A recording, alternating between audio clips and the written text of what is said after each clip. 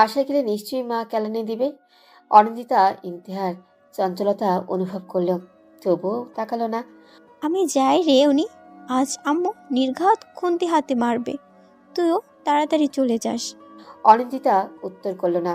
ইন্তেহার ছুট লাগালো। ভার্সিটি শেষ হয়েছে 2টো বাজে। এত দেরির জন্য আজ মার খেতেই হবে। ব্যাগ থেকে একটা ছবি বের করলো অনিন্দিতা। ছবিটার ছিটে ফোটাও পানি পড়তেই ব্যস্ত হয়ে পানিটুকু মুছে নিল। কিছুক্ষণ তাকিয়ে রইল। চোখ থেকে দুফোঁটা পানি গড়িয়ে পড়তেই ডান হাতের তর্জনী দিয়ে মুছে নিল তৎক্ষণাৎ। নির্ভীক মাহতাব আর কতদিন? খুব বেশি চাওয়া তো ছিল না, শুধু একটু কাছাকাছি থাকতে চেয়েছিলাম। রোজ আপনার মায়া ভরা মুখটা দেখতে চেয়েছিলাম। মাদক দ্রব্যের মতো কণ্ঠটা আঁকড়ে ধরতে চেয়েছিলাম, সেটাও সহ্য হলো না। আপনি ইচ্ছে করে এনএসইউতে জব নিলেন, খুব ভালো করেই জানতেন আমি এনএসইউতে চান্স পাবো না। এত দূরত্ব নিয়ে থাকতে চান আপনি। কখনো আপনার কাছে ব্যাঘাত ঘটিয়েছি?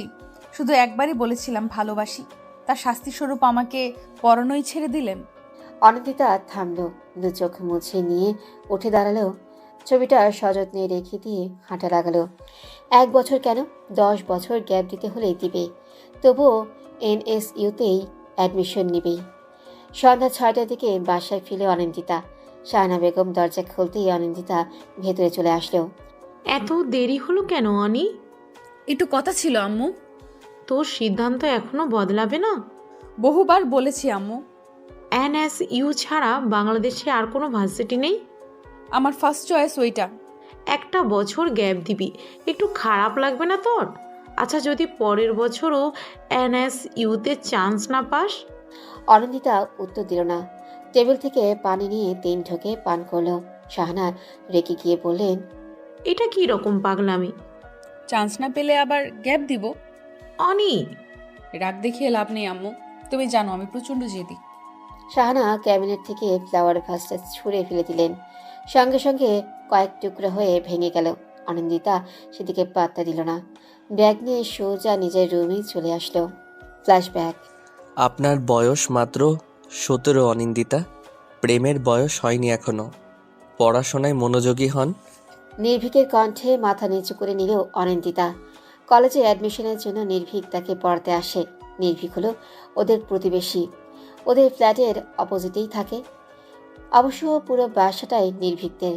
বহু বছর আগে কোনো এক কারণে ফ্ল্যাটটা বিক্রি করেছিলেন নির্ভীকের বাবা আজমাল আহমেদ। কথা বলছেন না কেন? ভাইয়া আমি তো প্রেম করি না। আপনি আমার থেকে ছোট অনিন্দিতা, আমি আপনাকে পড়াই, আপনি আমাকে পড়ান না। কিন্তু পড়াশোনায় মনোযোগী হন। চোখ এত ঘোরে কেন? অনিন্দিতা মাথা নিচু করেই রইল। নির্ভীক প্রচণ্ড রেগে আছে, তবে নীরবেই তা মেটাচ্ছে। সপ্তাহখানেক অনিন্দিতা নিজেকে দমিয়ে রাখতে পারলেও সাদা শুভ্র পাঞ্জাবি পরা নির্ভীককে দেখে নিজেকে দমাতে পারেনি। জুমার নামাজ পড়ে এসেছে মাত্র, মাথায় টুপিটা খুলেই অনিন্দিতাকে পড়াতে এসেছে। অনিন্দিতা হারিয়ে যায় নির্ভীকের মাঝে। নির্ভীক প্রচণ্ড রেগে যায়। টেবিলে ধুম করে আওয়াজ হতেই অনিন্দিতা চোখ নামিয়ে নেয়। অপ্রস্তুত বোধ করে, তবুও বলে, আমি আসলে কোনো অজুহাত চাই না আমি। আপনি জানেন না আমি বিদেশ থেকে পড়াশোনা করে এসেছি, সেখানে সব রকমের মানুষের সাথে চলতে হয়েছে। 23 বছর পার করেছি, চোখে কালো কাপড় বেঁধে নয়। নির্ভীক ভাইয়া, আমি আপনাকে পছন্দ করি আসলে। অনিন্দিতা, নির্ভীকের চিৎকারে অনিন্দিতা কেঁপে ওঠে। নিজের ভুলটা বুঝতে পারে নির্ভীক। গলা নামিয়ে বলে, আপনি নিজেকে সংযত রাখুন অনিন্দিতা। আপনাকে আমি ভালোবাসি নির্ভীক, আমার সাথে এমন কেন করেন? বড় হওয়া সত্ত্বেও সবসময় আমাকে আপনি বলে সম্বোধন কেন করতে হবে? রাগে কটমট করতে থাকে নির্ভীক। মেয়েটাকে বুঝিয়ে কোনো লাভই হবে না। অনিন্দিতার কথার উত্তর না দিয়ে নির্ভীক চলে যায়। অনিন্দিতা কষ্ট পায়, নীরবে চোখের পানি ফেলে। সারা রাত কাঁদে নিজের প্রিয় নোটটাতে লেখালেখি করে। ভালোবাসি নির্ভীক। পরদিন সকালে ঝড়টা অনিন্দিতার হৃদয়কে ব্যথিত করে। নির্ভীক আর তাকে পড়াতে পারবে না শুনে ব্যগ্র হয়ে ধরা গলায় বলে, নির্ভীক ভাইয়া আমাকে আর পড়াবে না কেন? ছেলেটা তোর ভালোর জন্য কদিন পড়িয়েছে, তোর আঙ্কেলই পড়াতে বলেছিল। তোর পড়ার জন্য ছেলেটা ঘোরাঘুরিও করতে পারেনি, এখন একটু বিরতি চায়। অনিন্দিতা বুঝতে পারে বিষয়টা পুরোই মিথ্যে। আঙ্কেল পড়াতে বলেছে, তার নির্ভীক পড়াতে এসেছে। এটা সত্যি হলেও না পড়ানোর অজুহাতটা সম্পূর্ণ মিথ্যে। ভালোবাসি বলাতেই নির্ভীক তাকে পড়াবে না। আর অনন্দিতার কোচিংয়ে যাওয়া হলো না সেদিন। সারাদিন কেঁদেই বুক ভাসালো। এখন নির্ভীককে নিয়ম করে দেখতেও পাবে না। মাঝে কেটে যায় একটা সপ্তাহ। অনন্দিতা ছলে বলে কৌশলে নানান বাহানা দিয়ে নির্ভীকদের বাসায়তে যাওয়া শুরু করে, কিন্তু একবারও দেখা পায়নি। আজ আবার যায়। কলিংবেল চাপতেই চারুলতা আহমেদ দরজা খুলে দিলেন। অনন্দিতাকে দেখে একগাল হাসলেন, হাতের ইশারায় বললেন, অনিজে, আয় আয়, ভেতরে আয়। অনন্দিতা ভেতরে গেল। সোফাতে আয়েশ করে বসতেই চারুলতা কিচেনে চলে গেলেন। চোখ ঘুরে ঘুরে পুরো ফ্ল্যাটটা দেখতে লাগলো। বেশ দামি জিনিসপত্রে গোছানো ফ্ল্যাট। ফ্ল্যাট বলে ভুল হবে, কারণ ফ্ল্যাটটা দোতলা মডেলের, অর্থাৎ ডুপ্লেক্স বাসার মতো করে করা। অনন্দিতা উকি ঝুঁকি মারতে লাগলো। এখান থেকে নির্ভীকের রুমটা সরাসরি দেখা যায় না। মিষ্টি হাতে চারুলতা ফিরে আসলেন। অনন্দিতা হেসে তাকালো। একটা মিষ্টি খেয়ে আর খেলো না, কারণ ছানার মিষ্টি ওর পছন্দ নয়, গলায় আটকে যায়। এই বাটিতে কি এনেছিস অনি? আম্মু মুরগির মাংস পাঠালো আন্টি। আজ নাকি তুমি খাসির মাংস রান্না করেছো, আর নিহাল ভাইয়া না খেয়ে বেরিয়ে গেছে। আর বলিস না, ছেলেটা হয়েছে এক পাগল। খাসির মাংস একটুও পছন্দ করে না। রান্না করলেই সেদিন ভাত না খেয়েই চলে যায়। অনন্দিতা একটু হাসলো, হানমনেই বলে উঠল। আমিও তো খাই না। চারুলতা মাংসের বাটিটা নিয়ে রেখে দিলেন। তারপর অনন্দিতার পাশে বসে বললেন, শুনেছি তুইও নাকি খাসির মাংস পছন্দ করিস না। হ্যাঁ, একদম বাজে লাগে। পুরো নিহালের মতো করে বললিস। ইস, আমি তো ভুলেই গেছি চুলায় তরকারি বসিয়েছি। এই ছেলেটার জন্য আবার রান্না বসাতে হয়েছে। আমি যাই রে অনি। চারুলতা চলে গেলেন। অনিন্দিতা মনে মনে খুশি হলো। সিঁড়ি পেয়ে উপরে উঠে গেল। ডান থেকে করিডোর দিয়ে গেলে 2 নম্বর রুমটাই নির্ভীকের। অনিন্দিতা পা টিপে টিপে হাঁটা লাগালো। এত সতর্ক হয়েও কোনো লাভ হলো না। সামনের পিলারের সাথে ধুম করে বাড়ি খেলো। মাথায় হাত বুলিয়ে আবারও হাঁটা লাগালো।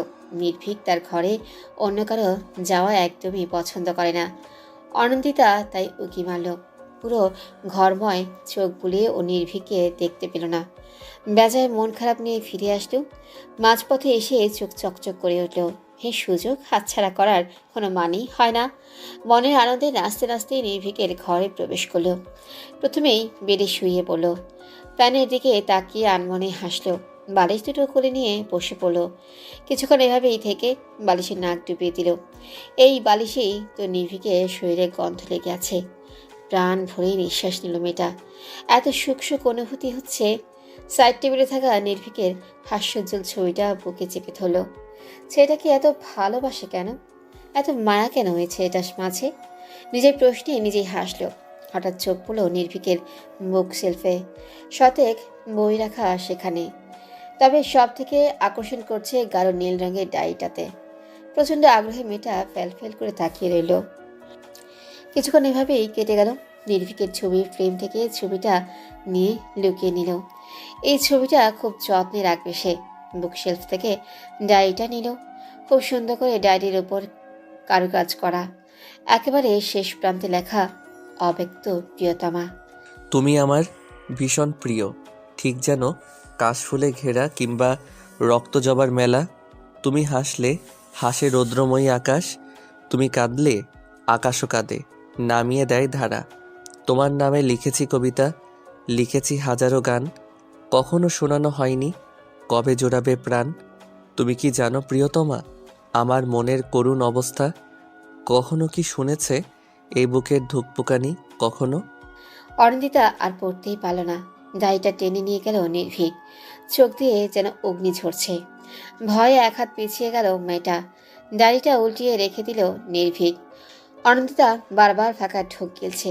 নির্ভীকের চোখে মুখে ভয়ঙ্কর রাগ স্পষ্ট হলেও ও অতি শান্ত কণ্ঠে শুধালো, এখানে কেন এসেছেন অনিন্দিতা?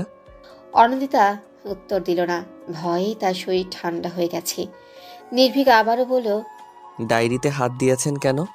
অন্যের জিনিসে হাত দেওয়ার আগে পারমিশনের প্রয়োজন হয়, জানেন না? আমি আসলে কতটুকু পড়েছেন? বেশি নয়, শুধু প্রথম পৃষ্ঠা অবধি, কিন্তু তার আগেই আপনি। অনেক বেশি পড়ে ফেলেছেন।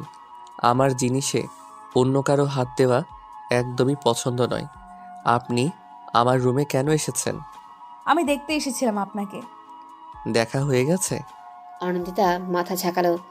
ঝাঁঝালো স্বরে নির্ভীক বলল, তাহলে এখনো দাঁড়িয়ে আছেন কেন? নির্ভীক ভাইয়া, এখানেই থেমে যান। আপনি অন্যায় করেছেন। এই রকম কিছু আবার ঘটলে আমি কঠোর হতে বাধ্য হব। এখনই বেরিয়ে যাবেন। অনন্দিতা ছলছল নয়নে কিছু বলবে তার আগে নির্ভীক বলল। কোনো কথা নয়, এখনই চলে যান। অনন্দিতা এক পলক তাকালো। নির্ভীক তার দিকে ফিরেও তাকালো না। চাপা কান্না নিয়ে অনন্দিতা স্থান ত্যাগ করলো। বর্তমান। অনি, এই অনি, কফিটা নিয়ে যা, ঠান্ডা হয়ে যাচ্ছে তো। শাহানার ডাকে চোখ মুছে নিল অনন্দিতা। অস্ফুট স্বরে বলল, আসছি আম্মু। কিচেন থেকে কফি নিয়ে আবার রুমে চলে আসলো। মাথাটা কেমন ছিমছিম করছে। কফি কাপে চুমুক দিয়ে বই নিয়ে বসলো। সামনে এবছর অ্যাডমিশন টেস্টে যে করেই হোক সিলেক্টেড হতেই হবে।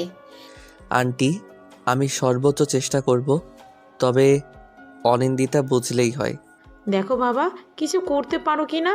মেয়েটা এমন অবস্থা ছিল না, আজকাল বেখেয়ালি হয়ে গেছে। এই তো সকালবেলা চা বসিয়ে অন্যদিকে তাকিয়ে কি যেন ভাবছিল, একটুর জন্য আগুন লেগে যায়নি। বিকেলে কফি ফেলে হাত পুড়িয়ে ফেলেছে। এমন করলে তো বড়সড় অঘটন ঘটে যাবে। হ্যাঁ, আমি বোঝাবো যাতে অন্য ভার্সিটিতে অ্যাডমিশন নেয়। তারপর দেখি অনিন্দিতা কি করে। শাহানা স্বস্তির নিঃশ্বাস ফেলেন। যদি মেয়েটা একটু সুবুদ্ধি ঘটে, এনএসইউতেই কেন অ্যাডমিশন নিতে হবে? দেশে আরও অনেক ইউনিভার্সিটি রয়েছে। কিন্তু না, সেগুলোতে তো হবে না। গভীর মনোযোগে বই পড়ার কথা থাকলেও বই পড়ছে না অনন্দিতা। আধ খাওয়া কফিটা ঠান্ডা হয়ে পড়ে আছে। দু চোখে কোণে পানি জমেছে। চাঁদের দিকে তাকিয়ে আছে সে। নির্ভীক মাহতাব শব্দের অর্থ চাঁদ। নির্ভীক তার কাছে চাঁদই রয়ে গেছে। আর অনন্দিতা হলো সেই গরিব ব্রাহ্মণ। অবশ্য সেটাও ভুল, কারণ গরিব ব্রাহ্মণ রোজ নিয়ম করে চাঁদকে দেখতে পায়। চাঁদ তার থেকে লুকিয়ে থাকে না, আর নির্ভীক তার থেকে লুকিয়ে বাঁচে। প্রায় 10 মিনিট ধরে দাঁড়িয়ে আছে নির্ভীক। একজন জলজ্যান্ত মানুষ যে তার রুমে উপস্থিত সেদিকে খেয়াল নেই মেয়েটার। তার ভাবনা জুড়ে নির্ভীককে না পাওয়ার বেদনা। 4টি বছর ধরে যার জন্য মরিয়া হয়ে উঠেছে, প্রায় 3টি বছর ধরে পাগল প্রায় অবস্থা। অথচ নির্ভীক তাদেরকে ফিরেও তাকায় না। নির্ভীক খ্যাক করে কেসে অনন্দিতার মনোযোগ পাওয়ার চেষ্টা করলো। অনন্দিতা ঘুরে তাকাতেই বলল, আপনি নাকি 1 বছর গ্যাপ দিচ্ছেন অনিন্দিতা? অনন্দিতা উঠে দাঁড়ালো। নির্ভীককে নিজের ঘরে আশা করেনিও। বিস্ময়ে ফেলফেল করে তাকিয়ে রইল বেশ কিছুক্ষণ। ঠোঁটের কোণে মৃদু হাসির রেখা। নির্ভীক ভ্রু কুচকে তাকালো। আমার কথা শুনতে পাচ্ছেন অনিন্দিতা? অনন্দিতা হকচকিয়ে উঠল। জামা টেনে নিয়ে ভালো করে ওড়না পেঁচিয়ে বলল, জি। এটা কি ঠিক হচ্ছে? কেন ঠিক নয়? নির্ভীক ঘুরে দাঁড়ালো। অনন্দিতা টেবিল থেকে বই নিতে গিয়ে চোখ পড়ল বুক শেলফে। মুহূর্তেই রাগ উঠে গেল। প্রতিটা বই ঘেটে দেখতে লাগলো। অবাকের চরম পর্যায়ে অনন্দিতা। নির্ভীকে ঠোঁট দুটো কাঁপছে। একটা বই মেয়েটার দিকে এগিয়ে দিয়ে রাগ মিশ্রিত কণ্ঠে বলল, এইসব কি? কি? আমার সাথে মজা করছেন? মজা কেন করব? এগুলো তো বই। টেবিলের ওপর ধুম করে বইটা রাখলো। 8টা বই বের করে নিয়ে বলল, প্রতিটা বই প্রেম নিয়ে লেখা। পড়াশোনা বাদ দিয়ে এইসব পড়েন আপনি, আর এর জন্যই মাথার পোকাগুলো নড়ে চড়ে ওঠে। আপনি কি করে জানলেন এসব প্রেমের বই? নির্ভীক হকচকিয়ে উঠল। প্রশ্ন এড়াতে বলল, আমি এগুলো নিয়ে যাচ্ছি। প্রেমের সংলাপ না পড়ে বই পড়ুন, কাজে আসবে। চাই না আমার কোনো কাজ। জেদ করছেন? না, জেদ করছি না। আমি শুধু জানি একজনকে ভালোবাসি। থেমে যান। এনএসইউতে চান্স পাওয়ার ইচ্ছাটার একমাত্র কারণ যে আমি, সেটা খুব ভালো করেই জানি। এইসব পাগলামি বন্ধ করুন। এতে বিন্দুমাত্র লাভ হবে না, বরং যে নিজের ক্ষতি করছেন। অনন্দিতা চোখ দুটো নামিয়ে নিল। নিজের দুর্বলতা দেখিয়ে কোনো লাভ নেই। পেছন ফিরে নিয়ে বলল, আমি পাগলামি করছি না। আমার এনএসইউতে অ্যাডমিশন লাগবে, সেটা যে করেই হোক। নির্ভীকের প্রচণ্ড রাগ উঠে গেল। সমস্ত রাগ বইয়ের উপর উঠালো। বইগুলো দুমড়ে মুচড়ে নিয়ে চলে গেল। নির্ভীক চলে যেতেই চাপা কান্নায় ভেঙে পড়ল মেয়েটা। যে জায়গাটায় নির্ভীক দাঁড়িয়েছিল সেই জায়গায় হাত বুলালো। যে জায়গায় নির্ভীক হাত ছুঁয়েছিল সেই জায়গায় ঠোঁট ছোঁয়ালো। চাঁদের আলো মেয়েটার মুখ উজ্জ্বল হয়ে গেছে। নির্ভীকের দাঁড়ানোর জায়গায় শুয়ে রইল। পাগলামি। ভালোবাসা হলো এক বিচিত্র অনুভূতির বড়সড় পাগলামি। অনি, এই অনি, মেঝেতে শুয়ে আছিস কেন মা? শরীর খারাপ করছে? অনি, এই অনি। মায়ের ডাকে চোখ পিটপিট করে তাকালো। মেঝেতে ঘুমানোর কারণে গালের এক পাশ লাল হয়ে আছে, সাথে গালে দুটো দাগও হয়েছে। হাই তুলে অনন্দিতা বলল, কি হয়েছে আম্মু? এখানে শুয়েছিস কেন? কাল তো গরম ছিল না, তাহলে জ্বর হয়েছে নাকি? ঘুমের ঘোরে পড়ে যাসনি তো? আম্মু একটু শান্ত হও। এমনি ভালো লাগছিল না, তাই শুয়েছিলাম। এখন বলো কি হয়েছে? মেঝে থেকে উঠ আগে, তোর আব্বু এসেছে, তোর সাথে কথা বলতে চাচ্ছে। অনিন্দিতা উঠে দাঁড়ালো। ঘড়িতে তাকিয়ে দেখলো 9টা বাজে। কক্সবাজার থেকে এত সকাল সকাল এসে পড়লেন কি করে? যা, ফ্রেশ হয়ে আয়, আমি নাস্তা রেডি করছি। শাহানা চলে গেলেন। অনিন্দিতা বিছানা থেকে ফোনটা নিয়ে নির্ভীকে প্রোফাইল ঘাটল। 5 ঘন্টা আগে অ্যাক্টিভ ছিল মানুষটা। অনিন্দিতার ভ্রু বেঁকে গেল। ছেলেটা রাতে ঘুমায়নি নাকি?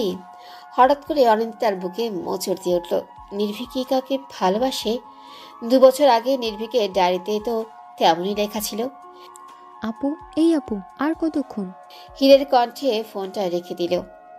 ভাবনাগুলো নিয়েই বাথরুমে চলে আসলো। ফ্রেশ হয়ে এসে সোজা ড্রয়িং রুমে চলে আসলো। আরশাদ হক রিমোট নিয়ে টিভির চ্যানেল পাল্টাচ্ছেন। অনিন্দিতাকে দেখে বললেন, পাশে এসে বসো অনি। অনিন্দিতা বসলো না। আরশাদ ভ্রু কুচকে তাকালেন। মেয়েটা কেমন চুপচাপ হয়ে গেছে। বাড়ি মাতিয়ে রাখা মেয়েটার এমন করুণ দশা কেন? কি হলো?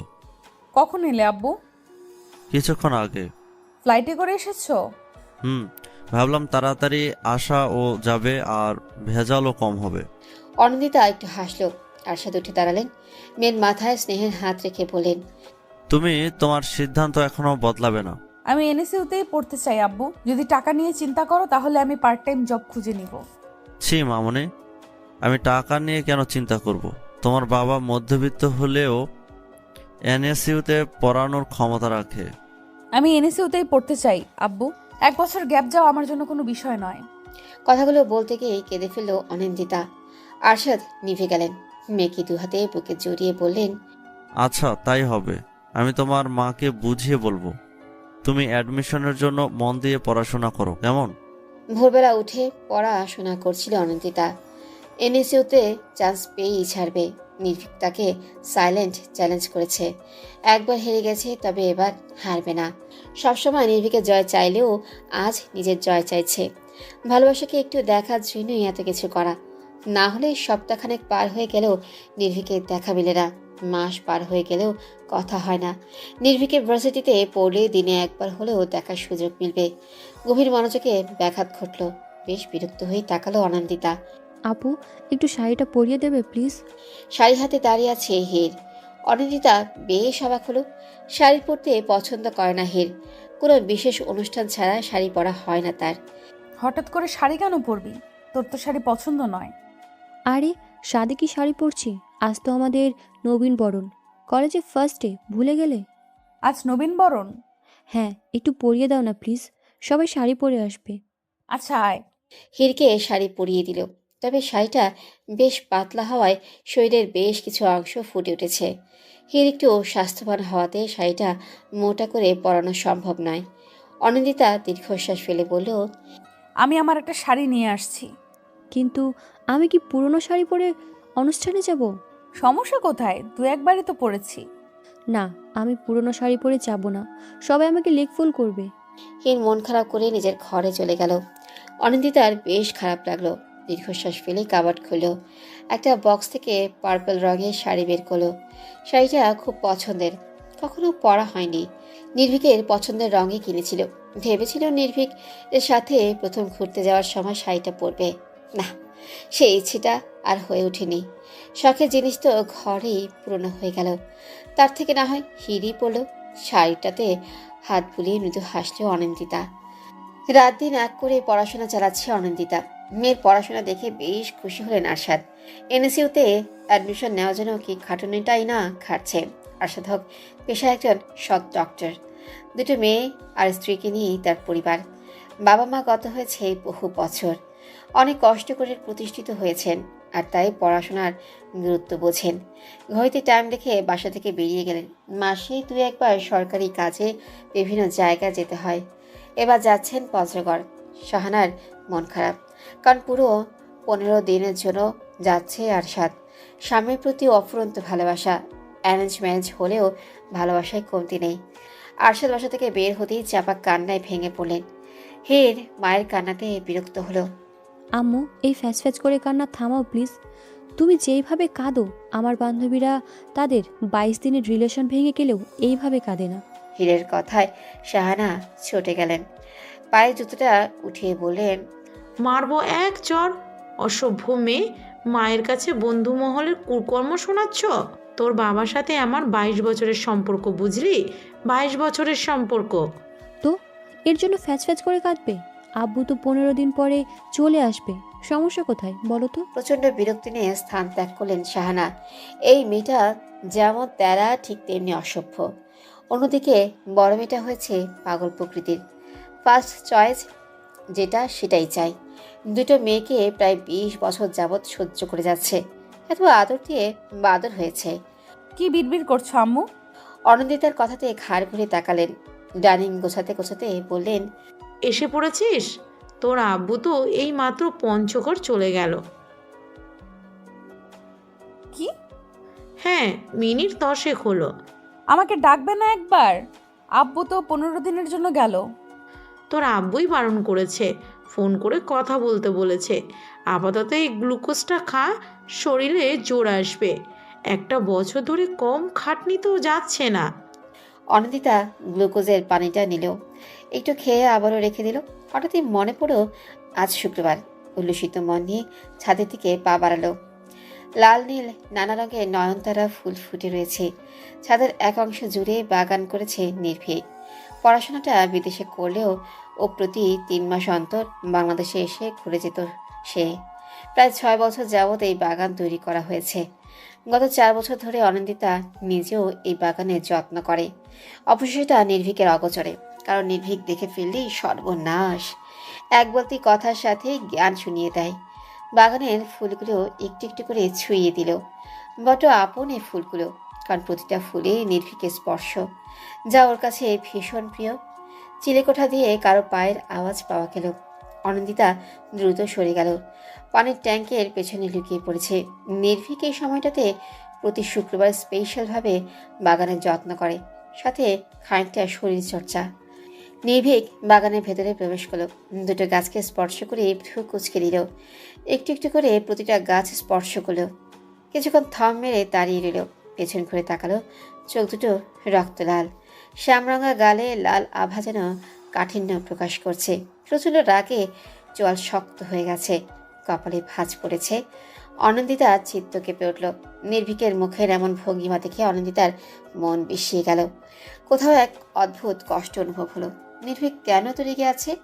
একটু আগেই তো ঠিক ছিল। অনন্দিতার ভাবনার মাঝে নির্ভীকের কঠিন স্বর ভেসে আসলো, বেরিয়ে আসুন অনিন্দিতা। মেয়েটা চমকে গেল। নিজের কানকে যেন বিশ্বাসই হচ্ছে না। ফাঁকা ঢোক গেলে আর একটু চেপে লুকিয়ে রইল। দ্রুত বেরিয়ে আসুন অনিন্দিতা, খুব খারাপ হয়ে যাচ্ছে কিন্তু। অনন্দিতা কাঁপা শরীরে বেরিয়ে আসলো। নির্ভীক তার দিকে এক পলক তাকিয়ে পেছন ঘুরে নিল। অনন্দিতা কষ্ট পেল। নির্ভীক কখনো তাকে ভালো করে দেখেই না। মানুষ এতটা নিষ্ঠুর হতে পারে? চোখের পানি চিকচিক করে উঠল। এমন এক মানুষের প্রেমে পড়েছে যে বিন্দু মাত্র সহ্য করতে পারে না তাকে। তবুও মেয়েটা হাসলো। নির্ভীকের ঠোঁটের হাসি দেখার জন্য নির্দ্বিধায় এক সমুদ্র ডুব দিতে পারে। এই সময় কেন এখানে এসেছেন? এমনি ভালো লাগছিল না তাই। মিথ্যে বলছেন আপনি। অনন্দিতা উত্তর দিল না। নির্ভীক কাঁটাযুক্ত গোলাপ গাছে হাত বোলাতে লাগলো। অনন্দিতা চমকে উঠল। চোখ দুটো যেন হন্তদন্ত হয়ে গেছে। এক পা এগিয়ে বলল, নির্ভীক ভাইয়া আপনি? অনন্দিতা নাম দেওয়ার সাথে সাথে গোলাপ গাছটাকে চেপে ধরল নির্ভীক। মুহূর্তেই হাঁটা ছিন্ন বিচ্ছিন্ন হয়ে রক্ত ঝরতে লাগলো। অনন্দিতা ডুকরে কেঁদে উঠল। তাদের দাঁত চেপে নির্ভীক বলল, এখানেই থেমে যান, আর এক পা বাড়ালে ভয়ঙ্কর কিছু হয়ে যাবে। নির্ভীক ভাইয়া। আগাবেন না। অনন্দিতা নির্ভীকের কথার দিকে পাত্তেই দিল না। জলভরা নয়নে ছুটে আসলো নির্ভীকের কাছে। নির্ভীকের হাত দুটো চেপে ধরল। ঝটকা মেরে হাতটা সরিয়ে নিল নির্ভীক। অনন্দিতা যেন ভয় পেয়ে গেল, কারণ নির্ভীক কাটা স্থানে ক্যাকটাস গাছের পাতা চেপে ধরেছে। মেয়েটা ডুকরে কেঁদে উঠল। হাতে নির্ভীকের রক্ত লেগে আছে। নির্ভীকের চোখ দুটো ফুলে ফেপে উঠেছে। ব্যথায় মাথা টনটন করে উঠছে। ধরা গলায় নির্ভীক বলল, আপনি আরো ভয়ঙ্কর কিছু দেখতে চান? অনন্দিতা মাথা ঝাঁকালো। নির্ভীকের হাতের দিকে তাকিয়ে রইল। কষ্টে মুখটা ভারী হয়ে উঠেছে। টপটপ করে রক্ত পড়ছে। লাল রঙের সেই স্থানটা জ্বলজ্বল করছে। এখানে দাঁড়িয়ে আছেন কেন? বলেছি না এই সময়টাতে ছাদে আসবেন না। অনন্দিতা ছাদের মেঝেতে বসে পড়ল। নির্ভীকের পা তার এক হাত দূরে। পা স্পর্শ করতে যেতেই নির্ভীক দুকদম পিছিয়ে গেল। অনন্দিতা নির্ভীক যেখানে দাঁড়িয়ে ছিল সেখানে মাথা ঠেকিয়ে দিল। নির্ভীক ফিরেও তাকালো না। আমি আর কখনো আসবো না, শুধু হাতটা সরিয়ে ফেলুন। রক্ত ঝরছে, আপনি কষ্ট পাচ্ছেন। তার থেকে বেশি কষ্ট আপনি আমাকে দিচ্ছেন। আপনি কেন বুঝতে চান না আমি আপনাকে পছন্দ করি না? আমি চলে যাচ্ছি নির্ভীক ভাইয়া, প্লিজ হাতটা সরিয়ে ফেলুন। নির্ভীক সরালো না। অনন্দিতা বুঝতে পারল বিষয়টা। নির্ভীকে দাঁড়িয়ে থাকা জায়গায় চুমু খেল। ছাদে পড়ে থাকা রক্তগুলো দু হাতে মেখে নিল। নির্ভীকের হাতের দিকে তাকিয়ে কাঁদছে মেয়েটা। নির্ভীকের দৃষ্টি স্থির। এখনও ক্যাকটাস গাছের পাতা চেপে আছে। সূচের মতো বিঁধে গেছে কাঁটাগুলো। অনন্দিতা পেছনে তাকালো না আর ছুট লাগালো। অনন্দিতা চলে যেতেই নির্ভীক হাতটা সরিয়ে ফেল। পুরো হাতে শত শত কাঁটা বেঁধে আছে। ব্যথায় চোখ দুটো বন্ধ হয়ে এলো। ছাদের এক করে বসে কাঁটাগুলো উঠাতে লাগলো। যন্ত্রণায় হাঁসফাঁস করছে অনন্দিতা। যতটা যন্ত্রণা নির্ভীক পেয়েছে তার থেকে দ্বিগুণ যন্ত্রণা সে পেয়েছে। মনের যন্ত্রণাতেই থেমে থাকেনি। হাতে কাটা কম্পাস ঢুকিয়ে নিয়েছে। ক্ষত হয়ে গেছে, কিছুটা মাংস উঠে গেছে। সাদা মাংস বেরিয়ে জায়গাটা ভয়ানক দেখাচ্ছে। রক্ত পড়ছে টপ টপ করে। তাতে কোনো ধ্যানই নেই। মেঝেতে গড়াগড়ি খাচ্ছে। মাথার কাছে নির্ভীকের রক্তের ছাপ। খুব যত্ন করে ডাড়িতে আগলে রেখেছে নির্ভীকের রক্ত। হাতের ব্যথা যেন কিছুই নয়, তবে নির্ভীকের রক্ত তাকে পাগল করে দিচ্ছে। শাহানা এসে দুবার ডেকে গেছে, অজুহাত হিসেবে মাথা ব্যথা বলেছে। বিকেলে হাতে ব্যান্ডেজ করে দিচ্ছে হির। অনিন্দিতা অনুভূতি শূন্য। শাহানা চোখের পানি ফেলছেন বহুক্ষণ। কান্না থামিয়ে গেছে নির্ভীকদের বাসায়। হিরের চোখে পানির ধারা নেমে এসেছে। কেন এমন করলে আপু? তুমি এমন কেন করো? হাতটা কি অবস্থা করেছো? কোনো খেয়াল আছে? নিজের প্রতি কেন এত রাগ দেখাচ্ছ? এনএসইউতে অ্যাডমিশন নেওয়ার জন্য এ কি পাগলামি? নির্ভীক ভাইয়া তো বলল আরও ভালো ভালো ভার্সিটি আছে। উনি তো এনএসইউর লেকচারার। উনি বললে তারপরও শুনলে না? হির একা একাই বক বক করছে। অনিন্দিতা উত্তর দিল না। অনুভূতিগুলো কোথাও আটকে গেছে। চোখের সামনে ভাসছে নির্ভীকের ছিন্ন বিচ্ছিন্ন কাটা হাত, যে হাতে সহস্র বার চুমু খাওয়ার স্বপ্ন নিয়ে বেঁচে আছে। সে হাত আজ ছিন্ন বিচ্ছিন্ন। কি করে সইবে হে ব্যথা? অনিন্দিতা হুট করেই কেঁদে উঠল। আপু, এই আপু, কাঁদছো কেন? ব্যথা হচ্ছে খুব? কেন করলে এমনটা? হির কান্না করেই যাচ্ছে। অনিন্দিতার বুক ফেটে যাচ্ছে। মেন ডোর দিয়ে কারো আসার শব্দ পেল। হির কান্না থামিয়ে বলল, নির্ভীক ভাই। অনিন্দিতা ঘাড় ঘুরে তাকালো। চকলেট রঙের টি শার্ট পরে আছে নির্ভীক। অনিন্দিতা চোখ দুটো নির্ভীকের হাতের দিকে গেল। হাতে সাদা রঙের ব্যান্ডেজ করা। বুকের ভেতরে যেন কেউ ছুরি ঢুকিয়ে দিয়েছে। নির্ভীকের দৃষ্টি অন্যদিকে। পেছন থেকে চারুলতা হন্তদন্ত হয়ে আসলেন। হির উঠে দাঁড়ালো। চারুলতা ব্যস্ত হয়ে পড়লেন। অনিন্দিতাকে কথা শোনাতে লাগলেন। সে কথা মেয়েটার কর্ণপাত হলো না। মিনিট দশেক এভাবেই কেটে গেল। নির্ভীকের চোখে মুখে কোনো কষ্টের ছাপ নেই, একটুও মায়া নেই অনিন্দিতার জন্য। অথচ নির্ভীকের কষ্টের স্বাদ নিতেই নিজেকে আঘাত করল মেয়েটা। চারুলতা নির্ভীকের দিকে রক্তচক্ষু নিয়ে তাকালেন। এই ছেলেটা আর তুই দুজনেই পুরো অধম। দেখ, সকালবেলায় ক্যাকটাস গাছে কাঁটা বিধিয়ে এনেছে। গাছের যত্ন নিবি ভালো কথা, তাই বলে সাবধানতার অবলম্বন করবি না। আর এই দিকে তুই এনসিইউতে অ্যাডমিশনের জন্য পাগল হয়ে যাচ্ছিস। হাতের কি অবস্থা করেছিস? নির্ভীক চরম বিরক্তি নিয়ে তাকালো। এখানে থাকতে ভালো লাগছে না তার। নেহাতি ভদ্রতার খাতিরে দাঁড়িয়ে আছে। 15 মিনিট পর শাহানা আর নিহাল আসলো, সাথে ডাক্তারও আছেন। নিহালের চোখে মুখে চিন্তার ছাপ। চারুলতা পাশ থেকে উঠে গেলেন। ডাক্তার চেক আপ করে ওষুধ পানি লিখে দিলেন। বাসায় একজন ডাক্তার থাকলেও বাইরের ডাক্তারের প্রয়োজন হয়, তা আবারও প্রমাণ হয়ে গেল। নিহাল ডাক্তারকে এগিয়ে দিতে গেলেই নির্ভীক বাধা দিল। আমি যাচ্ছি, তুই এখানেই থাক। নিহাল কথা বাড়ালো না। অনিন্দিতা পাশে এসে বসলো, মাথায় হালকা করে গাঁটটা মেরে বলল, ফাজিল মেয়ে, হাতের কি অবস্থা করেছো? এত ভালো স্টুডেন্ট হতে হবে কোনো সংবিধানে লেখা হয়েছে? এনএসইউ এর থেকে অনেক ভালো ভার্সিটি আছে, সেগুলোতে পড়তে পারতে। অনিন্দিতা মৃদু হাসলো। চারুলতা স্বস্তির নিঃশ্বাস ফেলে বললেন, বোঝা একটু। শাহানা প্রচন্ড রেগে আছেন, তবু কিছু বলছেন না। মেয়ের হাতের দিকে তাকিয়ে প্রচন্ড কষ্ট হলো। হির সবার জন্য শরবত বানাতে গেল। প্রচন্ড গরম পড়েছে, তার উপর সবাই ছুটের ওপর ছিল। আমি কি সত্যিই চান্স পাবো না নিহাল ভাইয়া? কেন পাবে না? অবশ্যই পাবে। ভালো করে মনোযোগ দিয়ে পড়ো। তবে নিজের ক্ষতি কেন করলে? এখন তো কয়েকদিন পড়াশোনা বন্ধ। চারুলতা পাশে এসে বসলেন। অনিন্দিতা মাথায় হাত বুলিয়ে বললেন, একদম চিন্তা করবি না, তুই চান্স পাবি, আত্মবিশ্বাস আছে না? অনিন্দিতা মাথা ঝাঁকালো। নির্ভীক মাত্রই ফিরে এসেছে। চারুলতা বললেন, নির্ভীককে বলবো তোর অ্যাডমিশন টেস্ট অবধি যেন পড়াই, দেখবি এবার চান্স পাবিই পাবি। অনিন্দিতা সম্মতি জানিয়ে দরজায় তাকালো।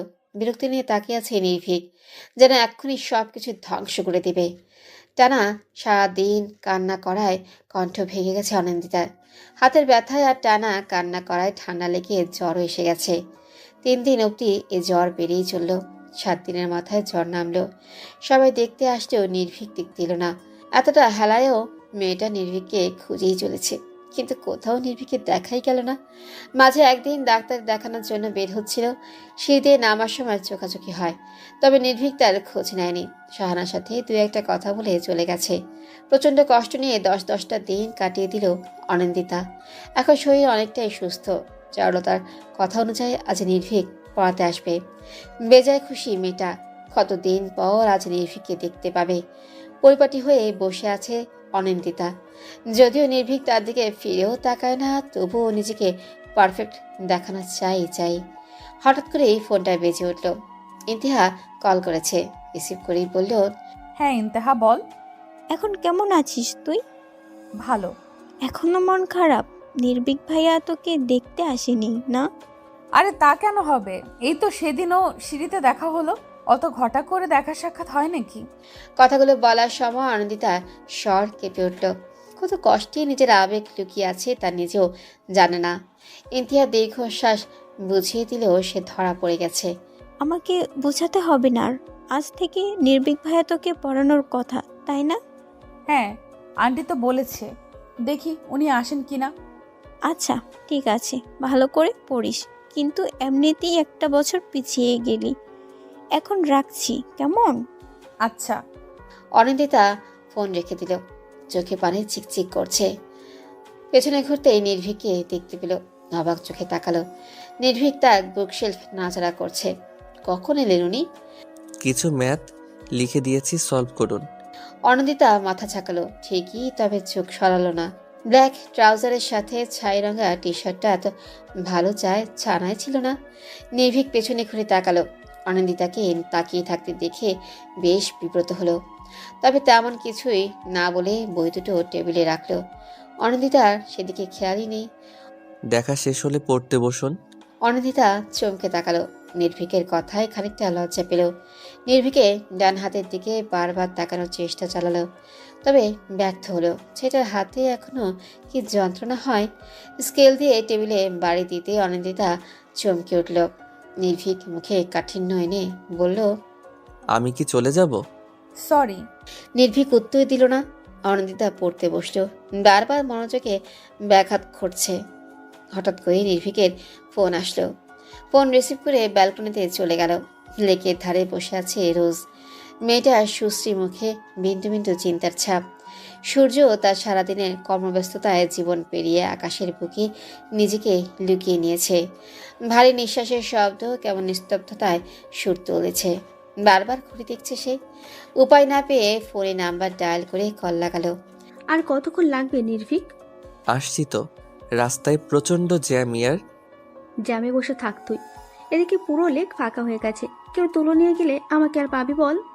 রাগ করিস না, একটু ওয়েট কর, এসেই পড়েছি। আচ্ছা আয়।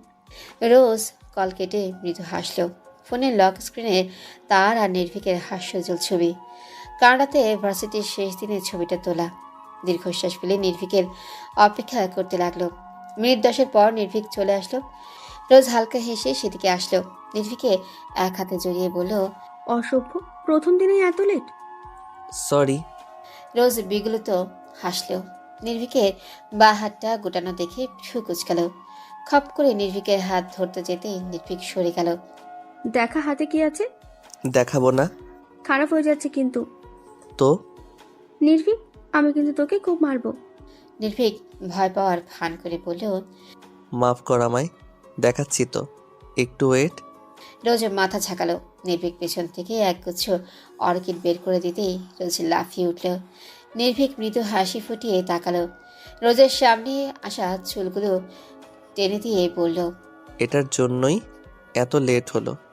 কতগুলো ফুলের দোকান ঘুরতে হয়েছে, সময় আর টাকা দুটোই গেছে। খোটা দিচ্ছিস? একটু একটু। রোজ কিলকিল করে হাসে। নির্ভীক হইতে সময় দেখে নিয়ে বলল, কোন রেস্টুরেন্ট? রেস্টুরেন্টে নয়, ক্যাফেতে যাব।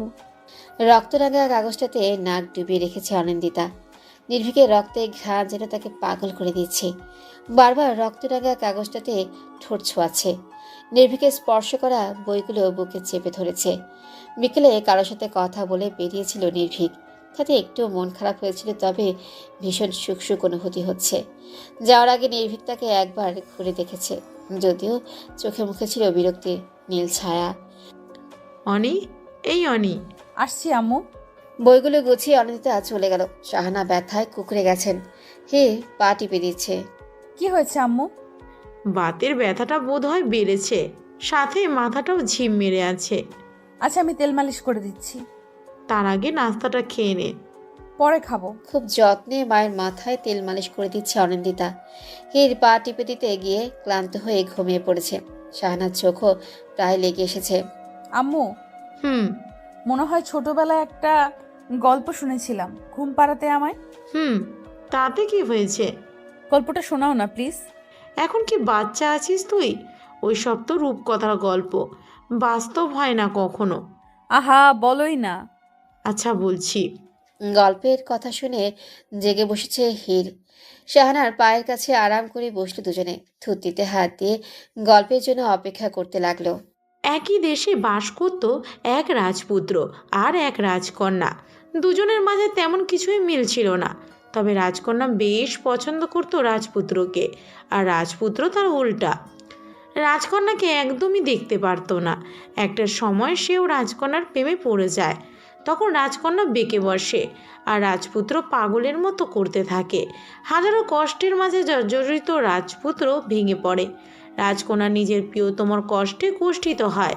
সমস্ত কিছু ছাপিয়ে রাজপুত্রর কাছে ফিরে আসে, আর তারপর রাজপুত্র আর রাজকন্যা একটা লম্বা জীবন একসাথে কাটায়। হির হাততালি দিয়ে উঠল। শাহানা হেসে নিজের রুমের দিকে অগ্রসর হয়। অনন্দিতা চোখ চকচক করছে। আচ্ছা, তার রাজপুত্র কি কখনো তার হবে? সেও কি নির্ভীকের সাথে লম্বা একটা জীবন কাটাবে, নাকি রূপকথার গল্প রূপকথাই থেকে যাবে? আব্বু, আমি আবার কানাডা ফিরে যেতে চাই। 3 মাস অন্তর অন্তর না হয় দেশে আসবো, তবুও বারণ করো না প্লিজ। ছেলের কথাতে প্রচণ্ড চমকালেন আজমল। 7 বছর বিদেশে পড়াশোনা করেছে, তাই বলে এখনো বিদেশে চলে যাবে? আজমল একটু সময় নিয়ে ভাবলেন, মুখে বিরক্তি ফুটিয়ে বললেন, তোমার এমন সিদ্ধান্তের কারণ কি নির্ভীক? এমনি, তুমি জানো কানাডাতে আমার খুব ভালো জব হয়েছিল, স্যালারিও ছিল 3 গুণ। টাকার জন্য কানাডা ফিরতে চাচ্ছ? তেমনটা নয়, আসলে আমার ভালো লাগছে না বিডিতে। যদি টাকা নিয়ে ভেবে থাকো, তাহলে আমি বলবো তোমার বাবার যা টাকা আছে এতে তুমি বেশ ভালো জীবনযাপন করতে পারবে। আর যদি অন্য কিছু হয়ে থাকে তাহলে বলবো ভুলে যাও সেই সব বিষয়। এইচএসসি পরীক্ষার পরই বিদেশে পাড়ি জমিয়েছো, আমাদের বয়স হয়েছে, তোমাদের প্রয়োজন। বিদেশে থাকলেও তো আমি তোমাদের কাছে ফিরবো, তাহলে সমস্যা কোথায় আব্বু? ভুলে যেও না 3 বছরের চুক্তি করেছো এনএসইউর সাথে। সেটার জন্যই তো তোমার সাহায্য প্রয়োজন। বাবা ছেলের এক প্রকার কথা কাটাকাটি হয়ে গেল। নির্ভীক রেগে বাসা থেকে বের হয়ে গেল। চাওড়া থেকে আশেপাশে খুঁজলেন, কিচেনে দেখতে পেয়ে সেদিকেই পা বাড়ালেন। চারু, বলো। তোমার ছেলে কি কাউকে পছন্দ করে? কার কথা বলছো? নির্ভীকের কথা বলছি, কানাডা ব্যাক করতে চাচ্ছে। চারুলতা ভীষণ অবাক হলেন, একটু ভেবে বললেন, ছাড়ো তো ওর কথা, ছেলে মানুষ, খামখেয়ালি হলে যা হয় আর কি। আজ বলো আর কথা বাড়ালেন না। চারুলতার থেকে চা নিয়ে লাইব্রেরির দিকে পা বাড়ালেন। বহুদিন হলো বই পড়া হয় না, মনটা অশান্ত, বইয়ের সাথে ডুবে যেতে হবে। একের পর এক কলেই বিরক্ত হলো নির্ভীক। চারুলতা ফোন করেই যাচ্ছে। রাত প্রায় 1:30টার কাছাকাছি, অথচ নির্ভীক বাসায় নেই। অনিন্দিতার পরিবার সহ আরো কিছু মানুষ জড়ো হয়েছে। অনিন্দিতা ঘুমিয়েছিল। নির্ভীক বাসায় নেই কথাটা শুনে লাফিয়ে উঠে পড়েছে। বারবার বাইরের দিকে তাকিয়ে যাচ্ছে। নির্ভীক আসছে না, ছেলেটার কোনো বিপদ হলো নাকি সেটা ভাবতেই হাত পা অবশ হয়ে যাচ্ছে। হৃৎপিণ্ড যেন বুক চিরে বের হতে চায়। দম বন্ধ করা অবস্থা, কিন্তু কোনো এক শক্ত বলের কারণে ব্যাঘাত ঘটছে। চারুলতা কান্না জুড়ে দিয়েছে। রাত 2টো বাজতে চলেছে। নিহাল দীর্ঘশ্বাস ফেলেই নির্ভীককে খুঁজতে বের হবে, তখনই গাড়ির হর্ন বেজে উঠল। সবাই সেদিকে ছুটে গেলেও অনিন্দিতা গেল না। ওর দৃঢ় বিশ্বাস ওকে দেখলে আবারও রাগ করবে নির্ভীক। তাই পিলারে পাশ ঘেঁষে দাঁড়িয়ে রইল। মিনিট 5 পর সবাই চলে আসলো। নির্ভীককে দেখতে পেল না। মনের ভেতর যেন ঝড় তুলেছে। সবাই ভেতরে চলে গেলেও অনিন্দিতা গেল না, ছুটে গেল বাহিরের দিকে। অসাবধানতার কারণে তুম করে মাথায় বাড়ি খেল। তখনই বাসার ভেতরে আসলো নির্ভীক। অনিন্দিতা অশ্রুসিক্ত নয়নে তাকালো। প্রাণে যেন প্রাণ ফিরে পেয়েছে। নির্ভীকের মুখে চরম বিরক্তি বহিঃপ্রকাশ, তাতেও যেন মেয়েটার শান্তি। তীব্র গরমে তেজক রশ্মি যেন চূর্ণ বিচূর্ণ করে দিবে ভেতরটা। তারই মাঝে হেঁটে চলেছে অনিন্দিতা। বাঁ হাতে কপালে বেয়ে পড়া ঘামটুকু মুছে নিচ্ছে। মুহূর্তেই ঠান্ডা পানি গ্লাসের গায়ের জমে থাকা জলীয় বাষ্পের মতো আবারও ঘাম নেমেই যাচ্ছে। তপ্ত রোদ্দুরের রাসলীলা চলছে বেশ কয়েকদিন। সারাদিনের কর্মব্যস্ততা কাটিয়ে সূর্যের মুখ লুকানোর কথা থাকলেও সূর্য তার বিপরীত দিকেই চলেছে। ব্যবসা কর্মে প্রাণ যেন বেরিয়ে আসবে। গনগনে সূর্য তার তেজস্বী ভাব দেখাতে ব্যস্ত। ঠিক তখনই চোখ যায় পাশে থাকা আইসক্রিম পার্লারে। মরুভূমিতে যেন এক ফোঁটা পানির আভাস মিলেছে। হুড়মুড়িয়ে ঢুকে যায় অনিন্দিতা। এসির শীতল বাতাসে প্রাণ যেন সতেজ হয়ে ওঠে। একটু করে হাসে মেয়েটা। আইসক্রিম ফ্রিজের দিকে চকচকে চোখে তাকিয়ে থাকে। কোনটা নিবে ভেবেই পায় না সে। এটা তার সহজাত অভ্যাস। Miss may, I help you? Anindita ভ্রু কুঁচকে তাকায়। ডেনিম জ্যাকেট পরিহিত ফর্সা ছেলেটাকে বেশ ভালোই লাগছে। যে কারো নজর কাড়ার শক্তি রয়েছে তার, কিন্তু সে রূপে অনিন্দিতার মন গলে না। ছেলেটা তার দিকে মোহদৃষ্টি দিয়ে আছে। অনিন্দিতা কোনো কথাই বলল না। ছেলেটা যেন লজ্জা পায়। ফ্রিজ থেকে আইসক্রিম তুলে নিয়ে পাশে থাকা টেবিলেই বসে পড়ে। অনিন্দিতা দ্বিধাদ্বন্দ্ব কাটিয়ে কুলফি তুলে নেয়। প্যাকেট খুলে এক বাইট দিবে কি দিবে না, তখনই চোখ যায় অদূরে বসে থাকা নির্ভীকের দিকে। চকচকে চোখে তাকায়, তবে পাশে থাকা মেয়েটাকে লক্ষ্য করে না সে। নির্ভীক এদিকেই এগিয়ে আসে। বিশ্ব হতবাক হয়ে ভুলে যায় লুকানোর কথায়। কারো ডাকে নির্ভীক পিছন ফিরে তাকায়। তখনই অনিন্দিতার মাথা চওড়াও করে আসে। দ্রুত পিলারের পেছনে লুকিয়ে পড়ে। নির্ভীকের বয়সী এক সুন্দর ভামিনী দেখে কপালে ভাঁজ পড়ে যায়। তার সাথে হেসে হেসে কথা বলছে নির্ভীক। হাতের আইসক্রিমটা পড়ে যায় রোজের সাথে নির্ভীকের হালকা আলিঙ্গন দেখে। চোখ ছলছল করে ওঠে। তখনই ডাক পড়ে ডেনিম জ্যাকেট পরা সেই ছেলেটির। হে মিস, আইসক্রিম খেতে এসে আইসক্রিম গলিয়ে যাচ্ছ কেন? হকচকিয়ে ওঠে মেয়েটা। সেটা ভ্রুযুগল কেমন কুচকে আছে। পাকা ঢোকিলে নেয়, কেন যেন গলা থেকে বুড়ি ফুটছে না। হে, কোথায় হারিয়ে গেছো? জি। আইসক্রিম তো গলে পানি হয়ে গেছে, ফেলো ওটা। অনিন্দিতা আর সম্মতির প্রয়োজন মনে করে না। হাত থেকে নিয়ে আইসক্রিমটা ফেলে দেয়। বক্স আইসক্রিম তুলে দেয় হাতে। অনিন্দিতা সেদিকে ধ্যান নেই। তার চোখ দুটো নির্ভীক আর রোজের দিকে ছলছল নয়নে তাকিয়ে আছে। এই যে মিস। হকচকিয়ে ওঠে অনিন্দিতা। ছেলেটা হাত বাড়িয়ে বলে, আম আসিম মাহাতাব। মাহতাব নাম শুনে শরীর ঝাঁকুনি দিয়ে ওঠে। নির্ভীকের দিকে এক পলক তাকায়। নির্ভীক নেই। তবে কি চোখের ব্যায়াম হয়েছে তার? হঠাৎ আইসক্রিমটা হাত থেকে পড়ে যায়, ছিটকে পড়ে অসীমের শরীরে। ছেলেটা বোধ হয় সামান্য বিব্রত হয়। কিছু মানুষ তাদের দিকেই তাকিয়ে আছে। অসীম গলা উঠিয়ে ডাকে, ওয়েটার, ইয়েস স্যার। কিছু টিস্যু দিয়ে যান, আর এটা কাউকে দিয়ে ক্লিক করুন। মাথা ঝাঁকিয়ে ওয়েটার চলে যায়। টিস্যু দিতে মুছে নেয় শার্ট। এতক্ষণ পর বিষয়টা খেয়াল হয় অনিন্দিতার। চক্ষু লজ্জায় পড়ে যায়।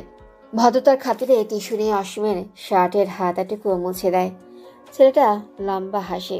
তাতে যেন আর লজ্জা পায় সে।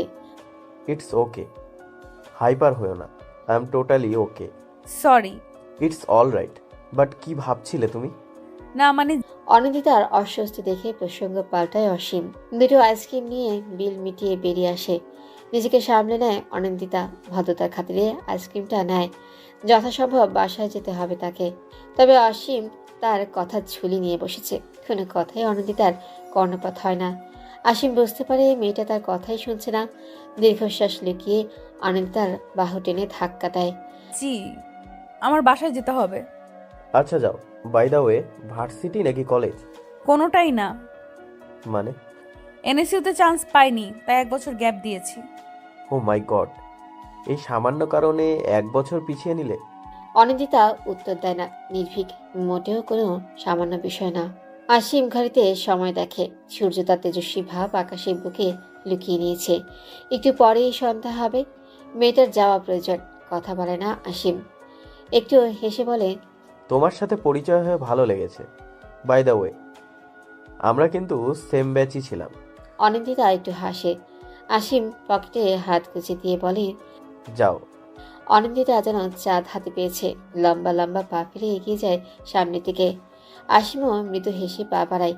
চশমাটা খুঁজে চলেছে নির্ভীক। চশমা পরাটা সবার কাছে ফ্যাশন হলেও তার কাছে মানবিকতা। একজন লেকচারার হিসেবে চশমা পরা যেন বিজ্ঞ করে তোলে। তার এই ভাবনার কোনো সঠিক অভিধান আছে নাকি জানা নেই। চশমা খুঁজে না পেয়ে রুম থেকে বেরিয়ে আসে। আজমাল করিডোর দিয়ে ছাদের দিকে চলছিলেন। ছেলেকে দেখতে পেয়ে হাঁক ছেড়ে ডাকে, নির্ভীক, জি আব্বু। আজ এত সকাল সকাল কোথায় যাচ্ছ তুমি? ভার্সিটিতে। সকাল 7টা বাজে এখন। 2 দিন পর ফার্স্ট ইয়ারের অ্যাডমিশন টেস্ট আছে, তাই সবাইকে একটু আর্লি যেতে হচ্ছে। ও আচ্ছা, উনিও তো এবার অ্যাডমিশন টেস্ট দিবে। নির্ভীক উত্তর দেয় না। অনিন্দিতার বিষয়ে যেন তার কোনো আগ্রহই নেই। আজমল একটু থামে। নির্ভীক উল্টো পথে হাঁটা লাগায়। আজমাল পিছু ডাকে, যাতে নির্ভীক বিরক্ত হয়। পিছু ডাক তার পছন্দ নয়। তবুও ফিরে আসে বিনয়ের সাথে বলে, কিছু বলবে আব্বু? ভাবছিলাম অনির অ্যাডমিশন টেস্টটা দিতে তুমিও সাথে গেলে মন্দ হয় না। আব্বু আমি সমস্যা কোথায়? তোমারই তো ভার্সিটি। জানোই তো, অ্যাডমিশন টেস্টে ভার্সিটির ভেতরে ফর্মালিটি নট অ্যালাউ। এতে আমি কি করে সাহায্য করব আব্বু? পরীক্ষা তো আমি দিব না, নিজে নিজেই দিতে হবে। সেটা বলছি না, এত মানুষের মাঝে মেয়েটা অস্বস্তি বোধ করবে। তুমি ওকে সিট খুঁজে দিতে সাহায্য করবে, আর এক্সাম শুরু হওয়া অবধি সাহস দিবি। আব্বু সমস্যা কোথায় এতে? সাহস দিয়ে সাহায্য করতে বলেছি। অর্থনৈতিক কোনো কাজ নয় এটা। নির্ভীক কথা বাড়ায় না। বিরক্তি ঠেলে সম্মতি জানায়। নিচে আসতে চারুলতা খাবার হাতে ছুটে আসেন। নির্ভীক প্রথমে নাকচ করে দেয়। যেইভাবে নাস্তার টেবিলে বসবে অমনি চোখ যায় ডাইনিংয়ে থাকা অনিন্দিতার দিকে। এবার সে পণ করে পৃথিবী উল্টে গেলেও সে নাস্তা খাবে না। অনিন্দিতা তার দিকেই তাকিয়ে আছে। এদিকে চারুলতা নাছরবান্দা। অনিন্দিতা বুঝতে পারে নির্ভীক তার জন্যই এমন করছে। আলগোছে চলে যায় সে। যাওয়ার পূর্বে এক পলক তাকায়। চারুলতা ছুটে আসে অনিন্দিতার দিকে। অনিন্দিতা মাথা ব্যথার অজুহাত দেয়। নিহাল ভ্রু কুঁচকে বলে ওঠে, এখনই তো হেসে খেলে কথা বলছিলে অনি, মাথা ব্যথা কখন হলো? মাথা ব্যথা কি সময় নিয়ে আসে নিহাল ভাই? সেটাও ঠিক। আচ্ছা যাও তাহলে, রেস্ট নাও। চারুলতা অনিন্দিতার মাথায় হাত বুলিয়ে দেয়। অনিন্দিতা একটু হাসে। চারুলতাকে জড়িয়ে ধরে দ্রুত স্থান ত্যাগ করে। নিহাল দীর্ঘশ্বাস ফেলে নির্ভীকের উদ্দেশ্যে বলে, কোথাও যাচ্ছিস নির্ভীক? ভার্সিটিতে কাজ বলেছে। তুই এত সকালে নাস্তা করছিস যে? অফিসের কাজে সিলেট যেতে হচ্ছে। নির্ভীক ভ্রু কুচকে তাকায়। ভেবেছিল পারমিশন গ্র্যান্টেড করে নিহালের সাথে অনন্দিতাকে ধরিয়ে দিবে, কিন্তু এখন তো সেটাও সম্ভব নয়। তবুও বলে, খুব বেশি দরকারি? হ্যাঁ। ভার্সিটি থেকে তোকে এক্সাম গার্ড হিসেবে লেটার দিয়েছিল যে? নিহাল পরপর দীর্ঘশ্বাস ফেলে, পরোটা ছিঁড়ে মুখে পুরে নেয়। ক্যান্সেল করে দিয়েছি, অফিসের কাজে ব্যাঘাত ঘটেছে, জানিসই তো নতুন বিজনেস শুরু করেছি। নির্ভীক কিছু বলে না। নিহালের নতুন বিজনেস শুরু করাতে কেউই খুশি নয়। আজমল তো বেশ চটে গেছে ছেলের উপর। বয়স হয়েছে, একা হাতেই বিজনেস সামলান কি করে? দুই ছেলের এক ছেলেও তার বিজনেসের প্রতি আগ্রহী নয়। অতি মনোযোগী হওয়া মোটেও ভালো নয়। চারপাশে কি ঘটে যায় তার কোনো খেয়ালই থাকে না। যেমনটা একটু আগেই ঘটে গেল, তুমুল ঝনঝন শব্দ তুলে কাচের গ্লাসগুলো ভেঙে গেল, যার সম্পূর্ণ দায় ভার এসেছে হীরের উপর। বেচারি ফোনে মনোযোগী ছিল, চেয়ার টেনে বসতে গিয়ে টেবিলে থাকা গ্লাসের সেটটা ভেঙে ফেলেছে। শাহানা প্রচণ্ড রেগে গেলেন। হাতের কাছে কিছু পেলে আজকে আর রক্ষে থাকতো না। হীর পালিয়ে আসলেও অনন্দিতার কাছে। ভেবেছিল গ্লাস ভাঙার অপরাধে অনন্দিতা তাকে দুটো কথা শোনাবে, অথচ তার কিছুই ঘটল না। ভেঙে যাওয়া গ্লাসের শব্দ মেয়েটার কানে পৌঁছায়নি। সে ক্যালকুলেটর নিয়ে হিসেব নিকেশ করছে। হীর লম্বা করে বেডে শুয়ে পড়ল। প্রচণ্ড বিরক্তি নিয়ে কাঠ গলায় অনন্দিতা বলল, কোনো কাজ নেই? পড়ার সময় ভেজাল করতেছিস কেন? আজব, আমি কি করেছি? তোমার ইচ্ছে হয়েছে তুমি পড়েছো, আমার ইচ্ছে হয়েছে আমি শুনেছি। অনন্দিতা কথা বাড়ল না, গভীর মনোযোগে অঙ্ক কষতে লাগলো। তবে ব্যাঘাত ঘটল কলিং বেলের শব্দে। তার উপর শাহানা চেঁচাচ্ছেন। খাতায় মনোযোগ রেখে অনন্দিতা বলল, হীর, তাড়াতাড়ি দরজা খুলে দিয়ে আয়। আমি যাব না। কি ধরনের কথা এটা? আমি পড়ছি, দেখছিস না? আমি শুয়ে আছি, দেখতে পাওনি? অতি পড়াশোনা করে চোখ খেয়ে ফেললে নাকি? রাগে উঠে গেল মেয়েটা। হাতে স্কেলটা ধুম করে টেবিলে রাখলো। হীর ভয় পেয়ে গেলেও নড়ল না। শাহানার কর্কশ কণ্ঠে মাথা ধরে গেছে। মাথায় মালিশ করতে করতে এই দরজার কাছে এগিয়ে গেল। দরজা খুলতেই মুখ হা হয়ে গেল। অন্যদিকে ঘুরেই নির্ভীক ফোন ঘাটছে। ছেলেটার পেছনের অবয়ব অনন্দিতার বুকে এসে আটকে গেল। মানুষটার প্রতি এত আকর্ষণ কেন? এই কেমন মরণ ব্যাধি? মিনিট খানেক পর নির্ভীক তাকালো। অনন্দিতাকে আশা করেনি সে। বিষাদে ভরে উঠল তার মুখ। অনন্দিতার সেদিকে খেয়াল নেই। মেয়েটা নির্ভীকের দিকে পলকহীন তাকিয়ে দরজায় এমনভাবে দাঁড়িয়ে আছে যে কেউ পাশ কাটাতেও পারবে না। উপায় না পেয়ে বলল, সাইড হয়ে দাঁড়ান অনিন্দিতা। নির্ভীকের কণ্ঠে চমকে যায় মেয়েটা। অপ্রস্তুত হেসে সাইড হয়ে দাঁড়ায়। নির্ভীক স্বস্তির নিঃশ্বাস ফেলে এগোয়। শাহানার সাথে কোনো এক বিষয়ে আলাপ করছে নির্ভীক। শাহানা প্রচণ্ড খুশি। আরশাদ বাসায় নেই। বাসা থেকে কয়েক কিলোমিটারের পথ এনএসইউ। জ্যামের কারণে ঘন্টাখানেক সময় লাগে। কিছুদিন যাবৎ ঠান্ডা লেগে যা তা কাণ্ড। নিঃশ্বাস নিতেও অসুবিধা হয়। চারুলতা তাকে বলেছিল বিষয়টা, তবু নির্ভীককে পাঠিয়েছে আবার। একগাল হাসলেন শাহানা। নির্ভীকের মাথায় হাত বুলিয়ে বললেন, বাঁচালে আমায়। জানোই তো আমার শ্বাসকষ্ট রয়েছে, তার উপর কয়েকদিন ধরে কড়া ঠান্ডা লেগেছে। সমস্যা নেই আন্টি, আমি অনিন্দিতাকে নিয়ে যাব। আপনি সাথে থাকলে ভালো হতো, তবে সমস্যা নেই। কথাটা খুব সুন্দর করে বললেও ভেতরে তিক্ত হয়ে আছে। কোনোভাবেই সে অনন্দিতাকে সাথে নিতে চাচ্ছিল না। তাই ভেবেছিল শাহানাকে কোনো কিছু বুঝিয়ে ম্যানেজ করবে। তবে পুরোটা ঘেটে খ হয়ে গেল। এখন তো শাহানাও যেতে চাচ্ছে না। কথায় আছে, হাতি বিপদে পড়লে পিঁপড়েতেও লাথি মারে। নির্ভীকের অবস্থা তদ্রুপ। প্রচণ্ড তিক্ত মেজাজে বেরিয়ে আসলো। সমস্ত কথায় আড়াল থেকে শুনেছে অনন্দিতা। মন যেন অতলে হারিয়েছে, সুখ যেন হাতের কাছে। কতটা সময় নির্ভীককে দেখতে পাবে ও? ইস, জ্যামটা যেন খুব বেশি হয়। সময় যত দীর্ঘ হবে নির্ভীককে ও তত বেশি সময় দেখা যাবে। দ্রুত রেডি হয়ে নেয় অনন্দিতা। নির্ভীক সময়ের অপচয় একদমই পছন্দ করে না। পরীক্ষার প্রিপারেশন বেশ ভালো। ভালোই চান্সটা পেয়ে গেলেই হয়। দোয়া পড়ে বেরিয়ে যায় মেয়েটা। নির্ভীকদের বাসার কলিং বেল চাপার আগেই দরজা খুলে যায়। শুভ্র সাদা শার্টে নির্ভীককে আইসক্রিমের মতোই লাগছে। ছেলেটার গালের খোঁচা খোঁচা দাড়িতে হাত বোলাতে ইচ্ছে হলো। অনন্দিতা তার ইচ্ছে দমাতে পারল না। পট করে নির্ভীকের গাল ছুঁয়ে দিল। প্রচণ্ড পরিমাণে ঝটকা খেল নির্ভীক। পরীক্ষার দিন হওয়াতে তেমন কিছুই বলল না। অনন্দিতা বেশ অবাক হলো। নির্ভীক তাকে ফেলে হাঁটতে লাগলো। অনিন্দিতা ভাবলো ছেলেটা তার প্রতি একটু মায়া পড়েছে। একটা কথা বলবো? আপনার সাহস আলোর থেকেও অধিক হারে বেড়ে গেছে অনিন্দিতা। নিজেকে সংযত করবেন। ভার্সিটিতে কোনো ভেজাল চাই না আমি। নির্ভীক ভাইয়া, পড়াশোনা নিয়ে কিছু বলার থাকলে বলুন। অযথা কথা বলা আমার পছন্দ নয়।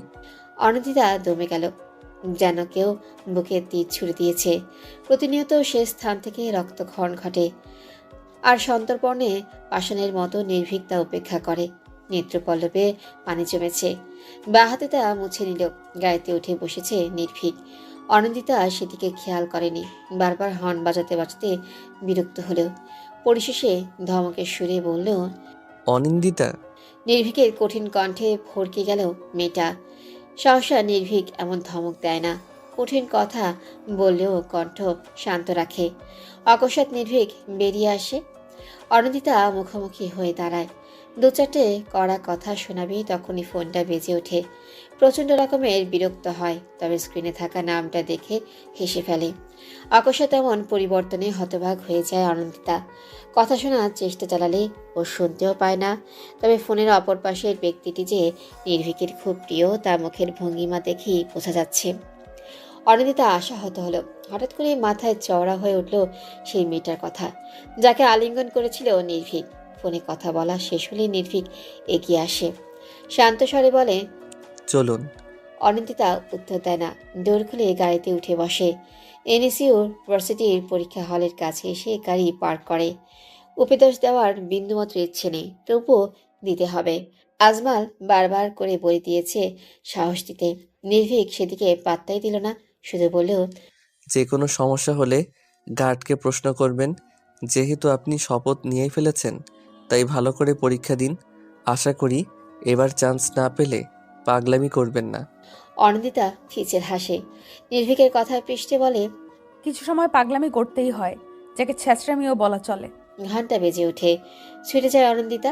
নির্ভীক তাজ্জব বনে গেছে। সে বুঝতে পারে না এইটুকু মেয়ের এত তেজ কি করে।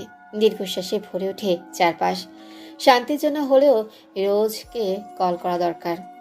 পরীক্ষাটা খুব ভালো হয়েছে অনিন্দিতার। ফুল মার্ক না পেলেও 90% নাম্বার থাকবেই। 80% মার্ক হলেই চান্স পাওয়া যাবে। কোনো আড়ষ্টতা ছাড়াই পরীক্ষা দিয়েছে সে। যদিও দুটো মেয়ে তাকে গ্যাপ দেওয়া নিয়ে উত্ত্যক্ত করেছে, সেদিকে পাত্তা দেয়নি। নির্ভীক তার কাছে সব থেকে বড় ট্রফি, যা পাওয়ার জন্য 1 বছর গ্যাপ নিতান্তই তুচ্ছ। ভার্সিটির সুন্দরী ম্যাডাম মেহেরিমার সাথে কথা বলছে নির্ভীক। দুজনের বয়সের পার্থক্য তেমন নেই। মেহেরিমা এনএসইউতেই পড়াশোনা করেছে, ভাগ্যক্রমে লেকচারারও হয়ে গেছে। সব থেকে মজার বিষয়, ভার্সিটির বাচ্চা ছেলেরাও ওকে প্রেমপত্র পাঠায়। কেউ বা শখের বসে, কেউ বা সিরিয়াস মুডে। প্রতিটা প্রেমপত্রই তীক্ষ্ণ বুদ্ধি দিয়ে প্রত্যাখ্যান করে সে। নির্ভীক, তুমি কিন্তু ভারী মজার মানুষ। তেমন কিছু না, তবে হাসতে ভালোবাসি। জীবন তো হেসে খেলেই যায়, তাই না? হ্যাঁ সেটাই। আমাকে দেখো, বয়স 25 পেরোলো, বিয়ে ইচ্ছা হয়নি, হাসি মজাতেই বেশ ভালো আছি। নির্ভীক হাসে। মেহেরিমা কলিগ হিসেবে খুবই ভালো। বয়সের পার্থক্য খুব অল্প হওয়াতে তুমি করেই সম্বোধন করে। যদিও ভার্সিটির অনেকের কাছে সেটা দৃষ্টিকটু মনে হতে পারে, তাতে কোনো সমস্যা নেই ওদের। মেহেরিমার সাথে আজকে পরীক্ষা নিয়ে কিছু কথা বলে নিল। পরীক্ষা প্রচণ্ড হার্ড হয়েছে এবার। নির্ভীক সামান্য খুশি হলো। পরক্ষণে ফুটো বেলুনের মতো চুপসে গেল। অনিন্দিতা এবারও কি পাগলামি করবে? বিষয়টা খুব লজ্জাজনক। কোনোভাবে অনিন্দিতার বিষয়টা সকলে জেনে গেলেই তখন জটলা বাঁধবে। ফ্যামিলি বা কি ভাববে? সব কিছু মিলিয়ে নির্ভীক চাইলেও অনিন্দিতা যেন পাশ করে যায়। মেহেরিমার সাথে কথা বলতে দেখে অনিন্দিতার মন বিষিয়ে গেল। খুব সুন্দরী মেহেরিমা। গতবারও দেখেছিল, কখনো তার সাথে কথা হয়ে ওঠেনি, তবে শুনেছি বেশ রসিকতা জানে মেয়েটা। অনিন্দিতা রসিকতার দোহাই দিয়ে নিজেকে তাতস্থ করলো। এক চিলতে হেসে নির্ভীকের দিকে আগালো। মাত্রই মেহেরিমাকে বিদায় জানিয়েছে, ঠিক তখনই অনিন্দিতার আগমন যেন চোখের বিষ হয়ে উঠল। অধরের হাসিটা মিলিয়ে গেল মুহূর্তেই। মুখে কাঠিন্যের ভাব। প্রচণ্ড মনে কষ্ট নিয়েও অনিন্দিতা হাসল। নির্ভীক নিজেকে শান্ত করে বলল, পার্কিংয়ে যান, আমি আসছি। ঘরমাক্ত মুখে এদিক ওদিক চোখ বোলাচ্ছে আসিম। একটুর জন্য মিস করেছে সে। তবে দমে থাকার পাত্র সে যে নয়। প্রায় 10 মিনিট খুঁজে পার্কিংয়ের দিকে চলে আসলো। গলায় কাঠ ঝুলিয়ে হাতে হার্ডবোর্ড নিয়ে দাঁড়িয়ে আছে অনিন্দিতা। প্রায় মিনিট 10 হয়ে গেল, অথচ নির্ভীকের আসার নামই নেই। নির্ভীক কি কোনো কাজে আটকে গেল, নাকি ইচ্ছে করেই এমন করলো? নিজের কথার মর্ম করল না সে, নির্ভীককেই গুরুত্ব দিল। হাসি খুশি মনে নির্ভীকের অপেক্ষায় থাকা মেয়েটাকে হঠাৎ ভৌ বলে চমকে দিল কেউ। ছিটকে দুহাত পিছালো, পেটে হাত দিয়ে হাসছে আসিম। অকস্মাৎ ঘটনায় অবাক হলো। আসিমকে চেনা চেনা ঠেকছে, মনে করার চেষ্টা চালালো। মনে পড়তেই ভ্রু বেঁকে গেল। হাসতে হাসতে আসিম তার কাছে চলে এসেছে। সামান্য দূরত্বে চলে গেল অনিন্দিতা। আসিম বলল, তোমাকেই খুঁজছিলাম। কতটা দৌড় করালে জানো? আমি? হ্যাঁ, তুমি। আসিমের কথাগুলো প্রচণ্ড রকমের হেয়ালি লাগছে। বিরক্তি প্রকাশ করতে বিবেকে বাজছে। কথা পাল্টে নিলেও আসিম থামল না।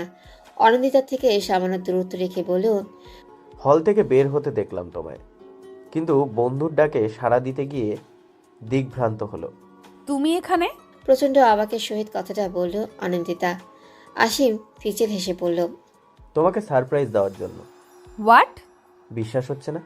অনিন্দিতা ভ্রু কুঁচকাল। অসীম আরেক দফা পেট চেপে হাসল। এক হাতে মাথার চুলগুলো ঠিক করে নিল, শার্টের হাতে ফোল্ড করে বলল, আমি এনএসইউতেই পড়ি। তোমার বোকামির জন্য তুমি আমার জুনিয়র হয়ে গেলে। কথাটা পছন্দ হলো না অনিন্দিতার। সে কোনো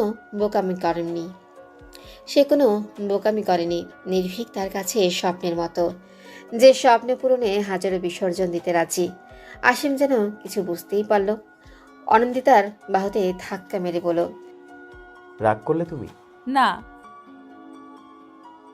সরি, আমার এইভাবে বলা উচিত হয়নি। আসলে আমি এনএসইউতে পড়তে চাইনি। আমার আপু আমাকে জোর করে অ্যাডমিশন করিয়েছিল। আর দেখো, এনএসইউ তোমার স্বপ্ন। এটা আমার স্বপ্ন নয়, এটা আমার জীবনের অংশ। ওয়াও, দারুণ বললে তো। বাই দ্য ওয়ে, তুমি কি ছোট থেকেই এনএসইউতে পড়তে আগ্রহী ছিলে? অনিন্দিতা হাসল, পেছন ঘুরে নিল, লম্বা করে শ্বাস নিয়ে বলল, হুম, 1 বছর আগে আমার স্বপ্ন, আমার অংশ এই ভার্সিটিতে জড়িয়ে পড়েছে।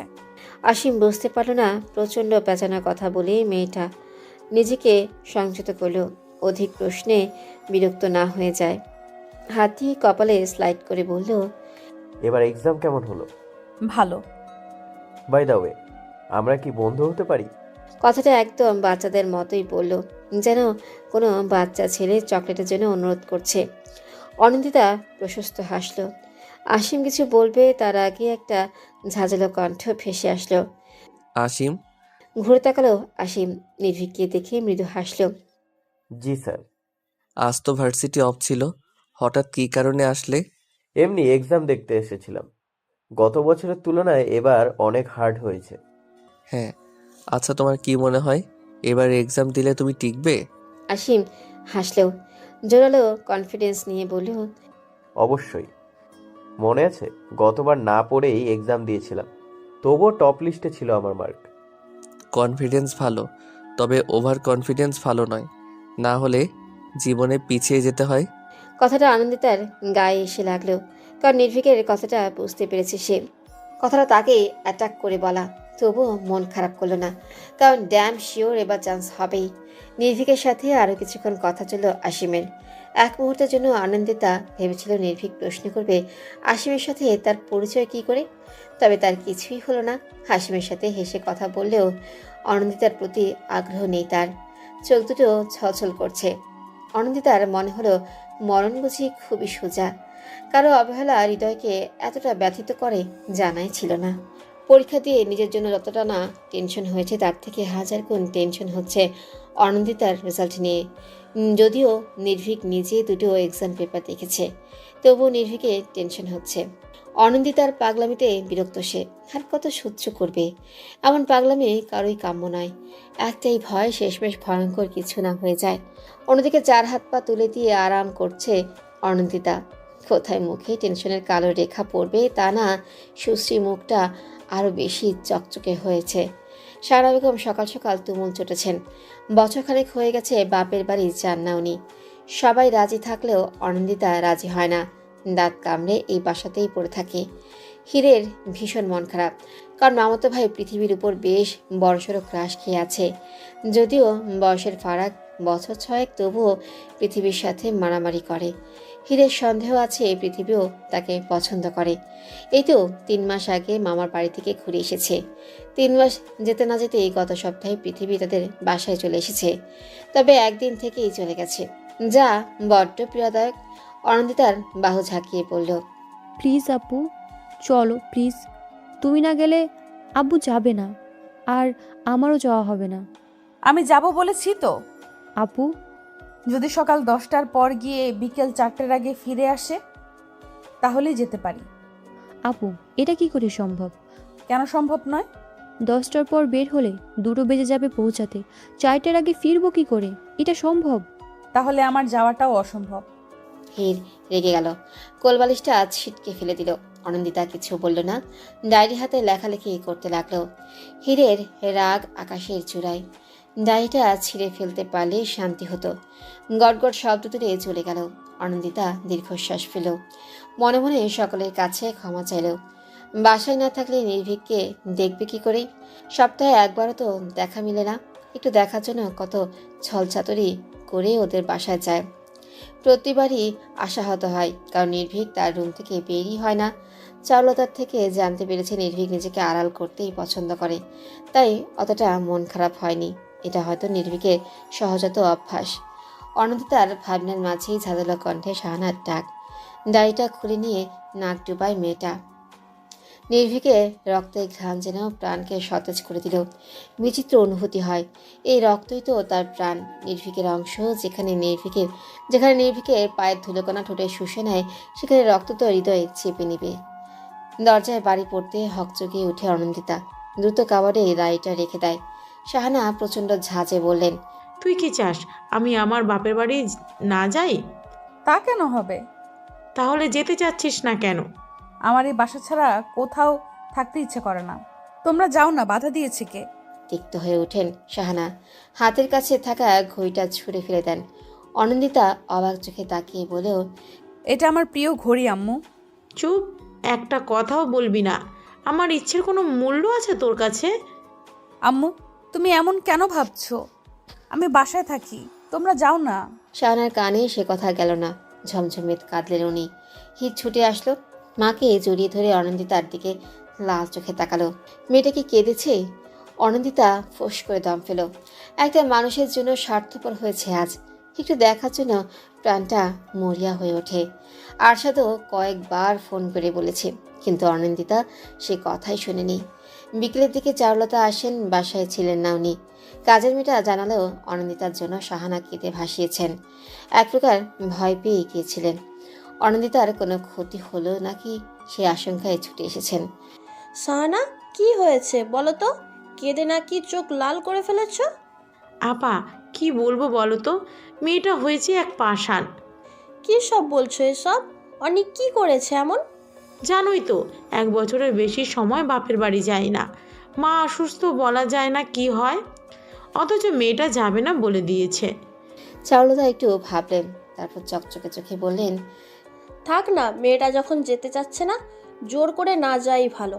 ও কদিক না হয় আমার কাছেই থাকবে। কিন্তু আপা। কোনো কিন্তু নয়। অনি কি আমার মেয়ে নয়? তোমার মতো যত্ন না করতে পারলেও ওর যত্ন ঠিকই করতে পারবো, বিশ্বাস রাখো তো। শাহানা বিগলিত হাসলেন। তার পরপরই চারুলতার সাথে খোশগল্পে মেতে উঠলেন। নির্ভীকের বাসায় থাকা যেন চন্দ্রমামাকে হাতে তুলে দেওয়া। অনন্দিতার খুশি যেন আর সয় না। এত হাসি খুশি দেখে শাহানাও স্বস্তি পেলেন। আরশাদও নানান উপদেশ দিলেন, যেহেতু 2 দিন বাদে রেজাল্ট দিবে, তাই যেন মন খারাপ না করে। হাসি মুখে সম্মতি জানালো অনন্দিতা। শাহানা মেয়ের মাথায় চুমু খেয়ে নিলেন, বাহুতে হাত রেখে বললেন, একদম মন খারাপ করবি না, তুই তো চেষ্টা করছিসই। আল্লাহ চাইলে নিশ্চয়ই চান্স হবে। দোয়া করো আম্মু। আর আমি খুব সরি। শাহানা সহ সবাই হেসে ফেলল। অনন্দিতার চোখ ভরে উঠেছে, কেন যেন খুব কষ্ট হচ্ছে। হঠাৎ করে শাহানাকে জড়িয়ে ধরে কেঁদে ওঠে। হির ফিচেল হাসিতে মাতে। অনন্দিতার দিকে টিস্যু এগিয়ে দেয়, তাতে নাক ফুলিয়ে নেয় মেয়েটা। নিহাল ভারী অদ্ভুতভাবে সব দেখছে। এখানে শোক পালন হচ্ছে নাকি আনন্দ যাপন বুঝতেই পারল না। পরিশেষে বলেই ফেলল, এভাবে অর্ধেক হাসি অর্ধেক কান্নার কোনো স্পেশাল মিনিং আছে কি? অনন্দিতা নাক টেনে তাকায়। নির্ভীক একটু দূরে দাঁড়িয়ে আছে, সবার দিকে তাকালেও অনন্দিতার দিকে তাকায়নি। অভিমানে মুখ ফাটে, কান্না ভেজা গলায় তাকায়। এক পশলা অভিমানের ঝরা নামিয়ে বলে, আবেগ। নির্ভীকের কানে যেন কেউ বাজনা বাজিয়ে দেয়। খলবলিয়ে তাকায়, চোখাচোখি হলেও চোখ সরায় না। প্রচণ্ড আবেগ ঝরানো কণ্ঠে অনন্দিতা উচ্চারণ করে, ছেঁচড়ামি। সবাই প্রচণ্ড অবাক হয়। হীরের ধাক্কা খেয়ে হুঁশ ফেরে, নিজেকে সামনে নিয়ে দাঁত কেলিয়ে হাসে। আশা তার স্নেহের হাতে অনন্দিতার মুখে স্পর্শ করে। মিঠা একদম তার মায়ের মতো হয়েছে। প্রচণ্ড আবেগী আর ঝরঝরে চাহনি, সাথে অটল থাকে নিজের কর্মে। নির্ভীকের রুমের অপোজিটেই অনন্দিতার ঘর। দুদিন পেরিয়ে গেছে, চারুলতা কোনো কিছুর অভাব রাখেনি। ক্ষণে ক্ষণে প্রশ্ন ছুড়ে কিছু লাগবে কিনা। আজমাল সকাল বিকাল এসে দেখে যায়। নিহাল তো প্রচণ্ড রসিকতায় রাখে, শুধু নির্ভীকই তার সাথে কথা বলে না। লাঞ্চ বাইরে থেকেই করে আসে। সকালে ব্যস্ততা দেখিয়ে নাস্তা না খেয়ে চলে যায়, শুধু ডিনারটাই একসাথে করে। তবে অল্প একটু খেয়েই উঠে যায়, যার ফলে ব্যথিত হয় অনন্দিতার মন। আজ সকাল সকাল উঠেছে নির্ভীক, উদ্দেশ্য ভার্সিটিতে যাওয়া। রেজাল্ট নিয়ে প্রচণ্ড টেনশনে রয়েছে, না জানি কোন অনল হতে চলেছে। চূড়ান্ত ফলাফল দেখার সুযোগ হয়নি এখনও। ভার্সিটি গেলেই জানা যাবে। তবে সমস্যা হচ্ছে আজমালকে নিয়ে, কিছুতেই বের হতে দিচ্ছেন না উনি। ওনার মতে অনন্দিতার সাহস প্রয়োজন। সেখানে ভার্সিটির লেকচারারই যদি সাহস দেয় তাহলে রেশ পড়বে কয়েকদিন। ভিন্ন ধাঁচের যুক্তিতে ফেসে গেছে। নিহাল কপট রাগ নিয়ে বলল, সমস্যা কি তোর? ভার্সিটি যাওয়ার জন্য এমন উত্তলা হওয়ার কোনো বিশেষ কারণ রয়েছে? ভাইয়া দেখ, আমাকে যেতে হবে। এইভাবে বাসায় বসে থাকা উচিত কার্য নয়। উচিত বুঝিয়ে লাভ নেই। অনির অবস্থা দেখেছিস? কাল থেকে চোখ মুখ কেমন শুকিয়ে গেছে। আমরা তো সাহস দিয়েছি, তবে তুই হলি টিচার, তোর সাহসটা বেশি প্রয়োজন। আজব, আমি এমন অযৌক্তিক যুক্তি কখনো শুনিনি। আমি বললেই তো রেজাল্ট ভালো হবে না। চারুতা ছুটে গেলেন। ছেলেটা প্রচণ্ড রকমের বিয়াদব, দেশে থাকতে চায় না, বাসাতে মন টিকে না। সন্দেহের গন্ধ খুঁজে পেলেন উনি। নির্ভীকের মুখ দেখে নিভে গেলেন। নির্ভীক কপট রাগ দেখে বলল, কয়টায় রেজাল্ট দেওয়ার কথা? 11টায়। আচ্ছা, আমি অনিকে ডেকে নিয়ে আসছি। আম্মু, সবার জন্য নাস্তা রেডি করো। কি জানি লাঞ্চটা গলা দিয়ে নামবে নাকি। আজমাল পূর্ণ সমর্থন করলেন। চারুলতা চিন্তায় মনমরা করে রেখেছেন। সকলের মাঝ থেকে নির্ভীক তার বুক ভাঙা দীর্ঘশ্বাস ফেলেও ভালো লাগছে না তার। অনন্দিতার পাগলামি সত্যি আর নেওয়া যাচ্ছে না। কাঁধের ব্যাগটা ডিভাইনে থপ করে রেখে দিল, করিডর দিয়ে ব্যালকনিতে চলে আসলো। রোজের নাম্বারটাও পাচ্ছে না। মেয়েটা কানাডায় গিয়েছে না যিনি কেমন আছে, এতক্ষণে তো পৌঁছে যাওয়ার কথা। ভাবনার মাঝে হোয়াটসঅ্যাপে টেক্সট এলো। একগাল হেসে রোজকে কল লাগালো। পুরো 18 ঘন্টা কথা হয় না, তাই না? এত হিসেবে রেখেছিস তুই? তো কি করি বলতো? তোর মতো পাগলকে সামলাতে গিয়ে আমার নাজেহাল অবস্থা। পাগলামির কথা ছাড়, ফিরছিস কবে? রিল্যাক্স নির্ভীক, মাত্র তো এলাম। মাসখানেক যাক, তারপর না হয় আসার চিন্তা করব। বিষাক্ত মন নিয়ে ফোনের স্ক্রিনে তাকালো নির্ভীক। ভার্সিটি থেকে মেইল এসেছে। রোজের সাথে দ্রুত কথা শেষ করলো আর বিডিতে দ্রুত ফিরে আসার কথা বলে নিল। লম্বা নিঃশ্বাস নিয়ে মেলটা ওপেন করলো। বুক থেকে যেন পাথর নেমে গেল। অনন্দিতা সিলেক্ট হয়ে গেছে। যাক, এইবার আর গ্যাপ যাবে না, আর না নিজেকে দোষী মনে হবে। প্রাণ ভরে শ্বাস নিল, সাথে ভেবেও নিল ভার্সিটি ফার্স্ট ক্লাসটা বদলে নেবে। অনন্দিতার মুখোমুখি হতে চায় না। ফ্যাল করে তাকিয়ে থাকলে চরম বিরক্তি আসে। একজনের জন্য এতগুলো স্টুডেন্টসকে আলগা করে দেখাটা অন্যায়। তার থেকে ভালো ক্লাস চেঞ্জ করে নেওয়া। বিষদাঁত থাকার থেকে উপরে ফেলাই মঙ্গল। অবহেলায় মানুষ ভাসে, তবুও কেন যায় তারই খোঁজে। আপন হয়েও হয় না আপন, দূরে ঠেলে দিতে পারলেই মঙ্গল। লাইন দুটো লিখে উঠে দাঁড়ালো অনিন্দিতা। দুদিন বাদেই নবীনবরণ। নির্ভীকের সাথে যেতে চাইলেও যাওয়া হবে না। চারুলতাকে পরিষ্কার বারণ করে দিয়েছে। তার নাকি কি কাজ আছে, তাই আগে যেতে হবে। চোখের জলে ডায়েরির পাতা ভিজে। চারুলতার ডাক কানে আসতেই চোখ মুছে নেয়। কাপা স্বর্গে যথাসম্ভব পরিবর্তন করে হাঁক ছেড়ে বলল, আসছি আন্টি। চারুলতা টেবিল সাজাচ্ছেন। অনিন্দিতা ডাইনিং এসে বলল, হ্যাঁ আন্টি বলো। তোর ফোন অফ কেন? Phone off? ও মা, তোর ফোন আর তুই জানিস না? আরশাদ ভাই কয়েকবার ফোন করেছে, সুইচ অফ পেয়েছে, তাই তো আমাকে ফোন করলেন। নে ধর, কথা বল। ফোনটা নিয়ে একটু দূরে আসলো। ওর ফোন সুইচ অফ হয়ে গেছে, খেয়ালই নেই। থাকবে কি করে? সারাটা দিন নির্ভীকের ঘরে উকিঝুঁকি দিতে দিতেই তো সময় পেরিয়ে যায়। এই অনি। হ্যাঁ আন্টি বলো। দাঁড়িয়ে আছিস কেন? ফোনটা কর। ফোনে নাম্বার ডায়াল করে কল লাগালো। দুবার রিং হতেই রিসিভ হলো। কেমন আছো আব্বু? ভালো রে মা, তুই কেমন আছিস? ভালো। ভার্সিটিতে চান্স পেয়ে গেছি। শুনেছি, যা কষ্টের ফল তো পেলি। অনিন্দিতা একটু হাসলো। ফলকে আদর্শে পেয়েছে। আর সাথে সাথে গসিপ ভাঙে নির্ভীকের আগমনে। ফুলহাতা টি শার্ট পরে এদিকে আসছে, বোধহয় ডিনার করবে। অনিন্দিতা দ্রুত কথা শেষ করলো। এক প্রকার জোর করেই কল কাটলো। আম্মু ফার্স্ট খাবার দাও তো। অনি, এই অনি, একটু এদিকে আয় তো মা। চারুলতার ডাকে ছুটে যায় অনন্দিতা। এক বোল তরকারি হাতে নিয়ে চুলায় মনোযোগ দেন চারুলতা। অনন্দিতা শুধায়, এগুলো কি করবো আন্টি?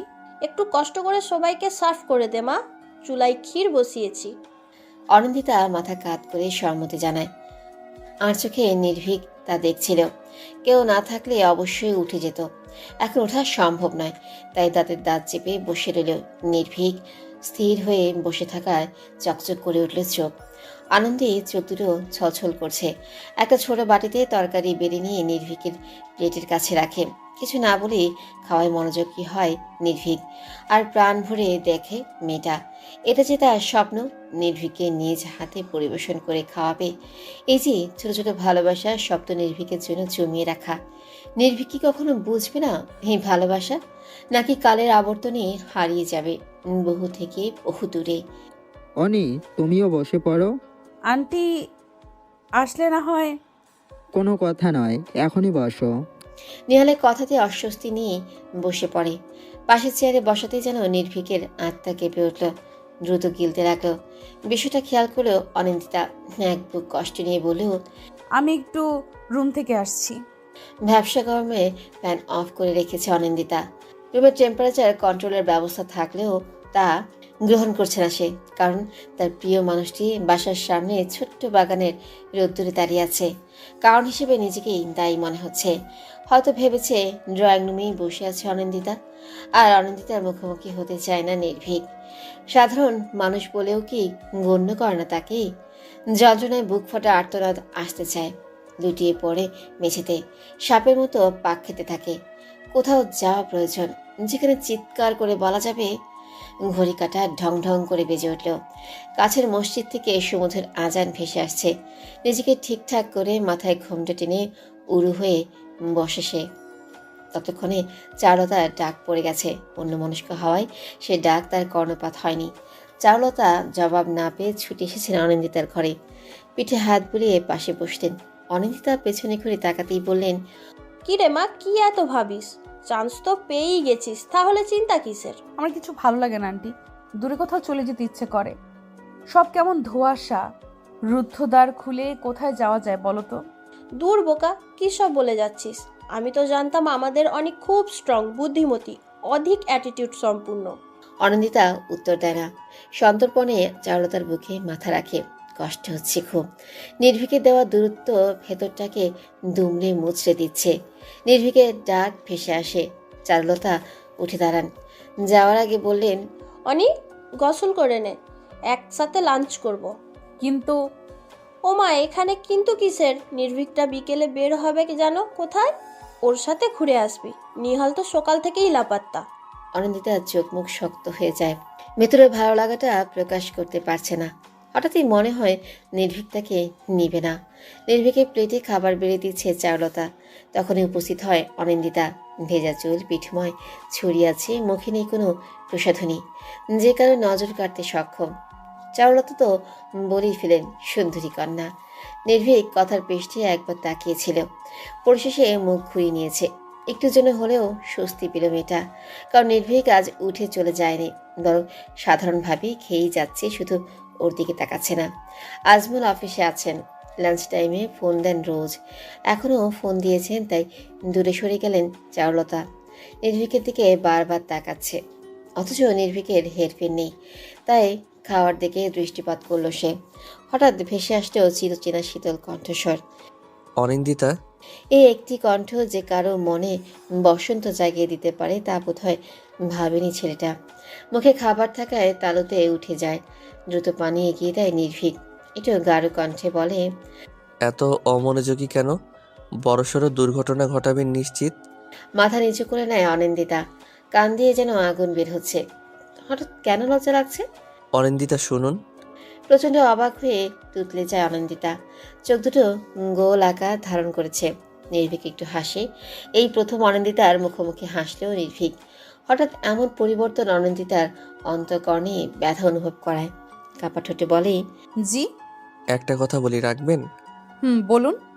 সতর্ক হয় নির্ভীক। একটু ঝুঁকে ফিসফিস করে বলল, আম্মু আপনাকে নিয়ে ঘুরতে যেতে বলেছে। আমি বারণ করিনি, কারণ এর ফলে আম্মু সন্দেহ করতে পারে। আপনি প্লিজ একটা অজুহাত দেখিয়ে বলবেন যাবেন না। আচ্ছা। অনিন্দিতা খুশি মনে উত্তরটা দেয়, কারণ নির্ভীক এই প্রথম তাকে এইভাবে ডেকেছে। হন্তদন্ত হয়ে আসেন চারুলতা। চোখে মুখে চিন্তার ছাপ। ব্যগ্র হয়ে নির্ভীক বলে, কি হয়েছে আম্মু? চারুলতা আহমেদ, তোর আন্টির শাশুড়ি অসুস্থ, হসপিটালে অ্যাডমিট আছেন। আমাকে এখনই যেতে হবে, ফিরতে রাত হবে। অনিকে ফেলে কোথাও যাস না। আম্মু, তুমি অনিন্দিতাকে সাথে নিয়ে যাও। ওর শরীরটা ভালো নেই। নির্ভীকে বিরক্তি দেখে অনিন্দিতা মুখ খুলে আশ্বস্ত করে বলে, আন্টি আমি যেতে পারবো। প্রয়োজন নেই। হসপিটালে ফিনাইলের গন্ধে তোর সহ্য হয় না। অসুস্থ হয়ে আর এক কাণ্ড রটে যাবে। কাউকে কিছু বলার সুযোগ না দিয়ে চারুলতা বেরিয়ে যায়। পিলারে খুশি মারে নির্ভীক। কেঁপে ওঠে অনিন্দিতা। অস্ফুট স্বরে বলে, নির্ভীক ভাইয়া। আপনার সাহায্যের প্রয়োজন নেই আমার। পাগল হয়ে যাব আমি। কেন আপনি হিটদের সাথে গেলেন না? এইদিকে আমার আম্মু এক আকাশ সমান বিশ্বাস নিয়ে আপনাকে রেখেই চলে গেলেন। ড্যামিট। মাথা নিচু করে নেয় অনিন্দিতা। প্রচণ্ড ভয়ঙ্কর লাগছে নির্ভীককে। এতটা চেঁচায় না নির্ভীক। আজ তার বেশ পরিবর্তন ঘটেছে, তাই কিছু বলতেও পারছে না মেয়েটা। চেয়ারে বসে টেবিলে দুহাত রেখে মাথা ঠেকায় নির্ভীক। তপ্ত শ্বাস ফেলে অনিন্দিতা বলে, আমি আপনাকে বিশ্বাস করি নির্ভীক মাহাতাব। আপনি আমাকে পছন্দ করেন না, ঘৃণা করেন, এটাও মানি। আর আমার সুযোগ নেবেন না এটাও জানি। বিশ্বাস রাখা ভালো না। আপনি ঘরে যান। আম্মু না আসা অব্দি বের হবেন না। অনিন্দিতা ঘরে যায় না। ড্রয়িং রুমের সর্বশেষ ডিভাইনে বসে থাকে। হাতে তার প্রিয় ডায়েরিটা। নির্ভীকের দিকে তাকিয়ে কতগুলো প্রেমময় সংজ্ঞা লিখে। কি জ্ঞানে চলে গেলে আম্মু? আমার কি কোনো বোন আছে বাসায়? অনিন্দিতা আর আমি পুরো ফ্ল্যাটে একা। যদি বাজে কোনো বিষয় হয়ে যায়? তুই আমার ছেলে নির্ভীক, ভরসা আছে তাই রেখে এসেছি। ভরসা আছে, আমি সেটা পালনও করব। কিন্তু লোকজন কি ভাবতে পারে বলো তো? অবিবাহিত ছেলে মেয়ে একই ফ্ল্যাটে, তার উপর যুবক যুবতী। ভাবতে পারছো আম্মু? যে কোনো কেচ্ছা রটে যেতে পারে। আমার কথা বাদ দাও, অনিন্দিতার পরিস্থিতি তখন কি হবে বলো তো? চারুলতা একটু চিন্তিত হলেন। এদিকে বৃষ্টির কারণে আসতেও পারছে না। মেঘের গর্জন চলছে, তবুও বললেন, আমি এক্ষুনি আসছি, তুই অনিন্দিতার খেয়াল রাখিস। ফোন রেখে মাথার চুল খামচে ধরে। রাগে জল শক্ত হয়ে গেছে। ডোরের কাছে ছায়া দেখতে পায়। নির্ভীকের ঘূর্ণন বুঝে লুকিয়ে পড়ে। তবুও বলে, রুমে প্রবেশ করবেন না অনিন্দিতা। নিজের রুমে থাকতে বলেছিলাম। এখানে কেন এসেছেন? আমি আসলে আমাকে দেখতে এসেছেন, দেখা হয়ে গেছে, এবার চলে যান। ভঙ্গুর হৃদয় নিয়ে চলে যায় অনিন্দিতা। মনোকষ্ট যেন মাথায় এসে চেপেছে। ব্যথায় ছিঁড়ে যাচ্ছে প্রতিটা শিরা। এলোমেলো পায়ে কিচেনের দিকে পথ আগায়। মাত্রই স্বস্তির নিঃশ্বাস ফেলেছিল নির্ভীক। তখনই ভেসে আসে অনিন্দিতার চিৎকার। এক সেকেন্ডও দেরি না করে দৌড়ে যায় কিচেনের দিকে। হাত চেপে ধরে নিজেকে দমানোর ব্যর্থ চেষ্টা করছে মেয়েটা। তবে বেফাস পড়ে যাওয়া হাতটা জ্বালা দিচ্ছে খুব। চোখ থেকে না চাইতেও জল করাচ্ছে। অনিন্দিতা, কিচেনে কেন এসেছেন? দেখি কতটা পুড়ে গেছে। কি একটা অবস্থা করেছেন বলুন তো? পাগলামি করতে খুব ভালো পারেন। ইস, অনেকটা ফোসকা পড়ে গেছে। অবাক চোখে তাকিয়ে আছে অনিন্দিতা। নির্ভীক তার কষ্টে আফসোস করছে। এদিকে সত্যি আসুন তো। অনিন্দিতার হাত ধরে নিয়ে যায় নির্ভীক। ফার্স্ট এড বক্স থেকে মলম নিয়ে নিজ হাতে লাগিয়ে দেয়। চোখে মুখে একটু চিন্তার রেখা। নিজের উদ্দীপনা দমাতে ব্যর্থ হয়ে অনিন্দিতা বলে, এই প্রথম আমার প্রতি ভালোবাসা দেখতে পেলাম। এটা ভালোবাসা নয়, দায়িত্ব। আম্মু আমাকে দায়িত্ব দিয়েছেন। আপনার উটকো চিন্তা শক্তি বদলান। সে যাই হোক, আমার হাতে স্পর্শ লেগেছে আপনার। আমি তো 1000 বার হাতে ফোসকা ফেলতে রাজি আছি। পাগলামি কখনো কি যাবে না? আমার আপনার দুজনেরই একটা ভবিষ্যৎ আছে। আপনি কি বিয়ের পরও শ্বশুরবাড়ি থেকে এসে এমন পাগলামি করবেন? নির্ভীকের কথাতে চোখে পানি চিকচিক করছে, মুখ ধুক করে উঠেছে। নয়নাভিরাম চোখে ফ্যালফ্যাল করে তাকায় মেয়েটা। কাঠ হয়ে যাওয়া ঠোঁট দুটো জিভ দিয়ে ভিজিয়ে নিয়ে বলে, আমি আপনাকে বিয়ে করব। তখন আপনি আমার নিজস্ব হয়ে যাবেন। প্রতিটা শিরা উপশিরায় থাকবে আপনার স্পর্শ, পুরো অঙ্গ জুড়ে থাকবে আপনার ভালোবাসা। একটুখানি স্পর্শ পাওয়ার জন্য পাগলামির প্রয়োজন হবে না। অনিন্দিতার কথায় গা গুলিয়ে আসে নির্ভীকের। অনিন্দিতা নিজের মধ্যে নেই, না হলে এই কথাগুলো নির্দ্বিধায় বলে দিতে পারতো না। রাগ হলেও রাগ করে না ছেলেটা। যদি অনিন্দিতা বেঁকে বসে, উল্টো পাল্টা হয়ে জড়িয়ে ধরে। একটুও বিশ্বাস নেই মেয়েটাকে, তাই শীতল কণ্ঠেই বলে, আপনি ঠিক কোন পর্যায়ে চলে গেছেন অনিন্দিতা? সংযত হন। যেখানে আপনার সাধারণ স্পর্শ, ইনফ্যাক্ট দৃষ্টিও আমি মেনে নিতে পারি না, সেখানে ফিজিক্যাল ইনভলভ, একই বাজে ইন্টেনশন আপনার। সরি, আমি সেসব মিন করতে চাইনি। শুধু বোঝাতে চেয়েছি আপনি আমার কতটা আপন, আমি আপনাকে ঠিক কতটা। অনিন্দিতা কথা শেষ করতে পারে না, হাত উঁচিয়ে বাধা দেয় নির্ভীক। তারপর বলে, আমি রাগ দেখাচ্ছি না বলে ভাববেন না আপনার প্রতি মায়া হয়েছে আমার। নেহাতি বাসায় কেউ নেই, দয়া করে বাজে ইন্টেনশনগুলো বন্ধ করুন, আমার ঘৃণা হচ্ছে। অনিন্দিতা কিছু বলে না। নির্ভীক তাকে অবজ্ঞাই করে যাবে? তার জাত কখনই তার হবে না। হঠাৎ আকাশে মেঘের গর্জন শোনা যায়। অনিন্দিতা জানে নির্ভীক নাকচ করে দেবে, তবুও বলে, আমার ইচ্ছে ছিল আপনার কাঁধে মাথা রেখে বৃষ্টির খেলা দেখব, আর সাথে থাকবে ধোয়া ওঠা কফি। আমার ইচ্ছেটার ছিটে ফোঁটা কি পূরণ করবেন? অনিন্দিতার ইচ্ছে পূরণ হয়নি। সব ইচ্ছে যে সবার জন্য নয়। ঘরে ঘাপটি মেরে বসে আছে নির্ভীক। অনিন্দিতাকে অসহ্য লাগছে তার। একটু সহজ হতে চাইলেও মেয়েটার জন্য সহজ হতে পারে না। সারাক্ষণ চোখে মুখে তৃষ্ণা নিয়ে থাকে, যা দেখে বিতৃষ্ণায় জর্জরিত হয় নির্ভীকের মন। 4টি বছর ধরে জীবন অতিষ্ঠ হয়ে পড়েছে। যদি না এনএসইউর সাথে 3 বছরের চুক্তি স্বাক্ষরিত না হতো, তাহলে এখনই কানাডা চলে যেত। এদিকে রোজ নেই, মানে স্বস্তিটুকুও নেই।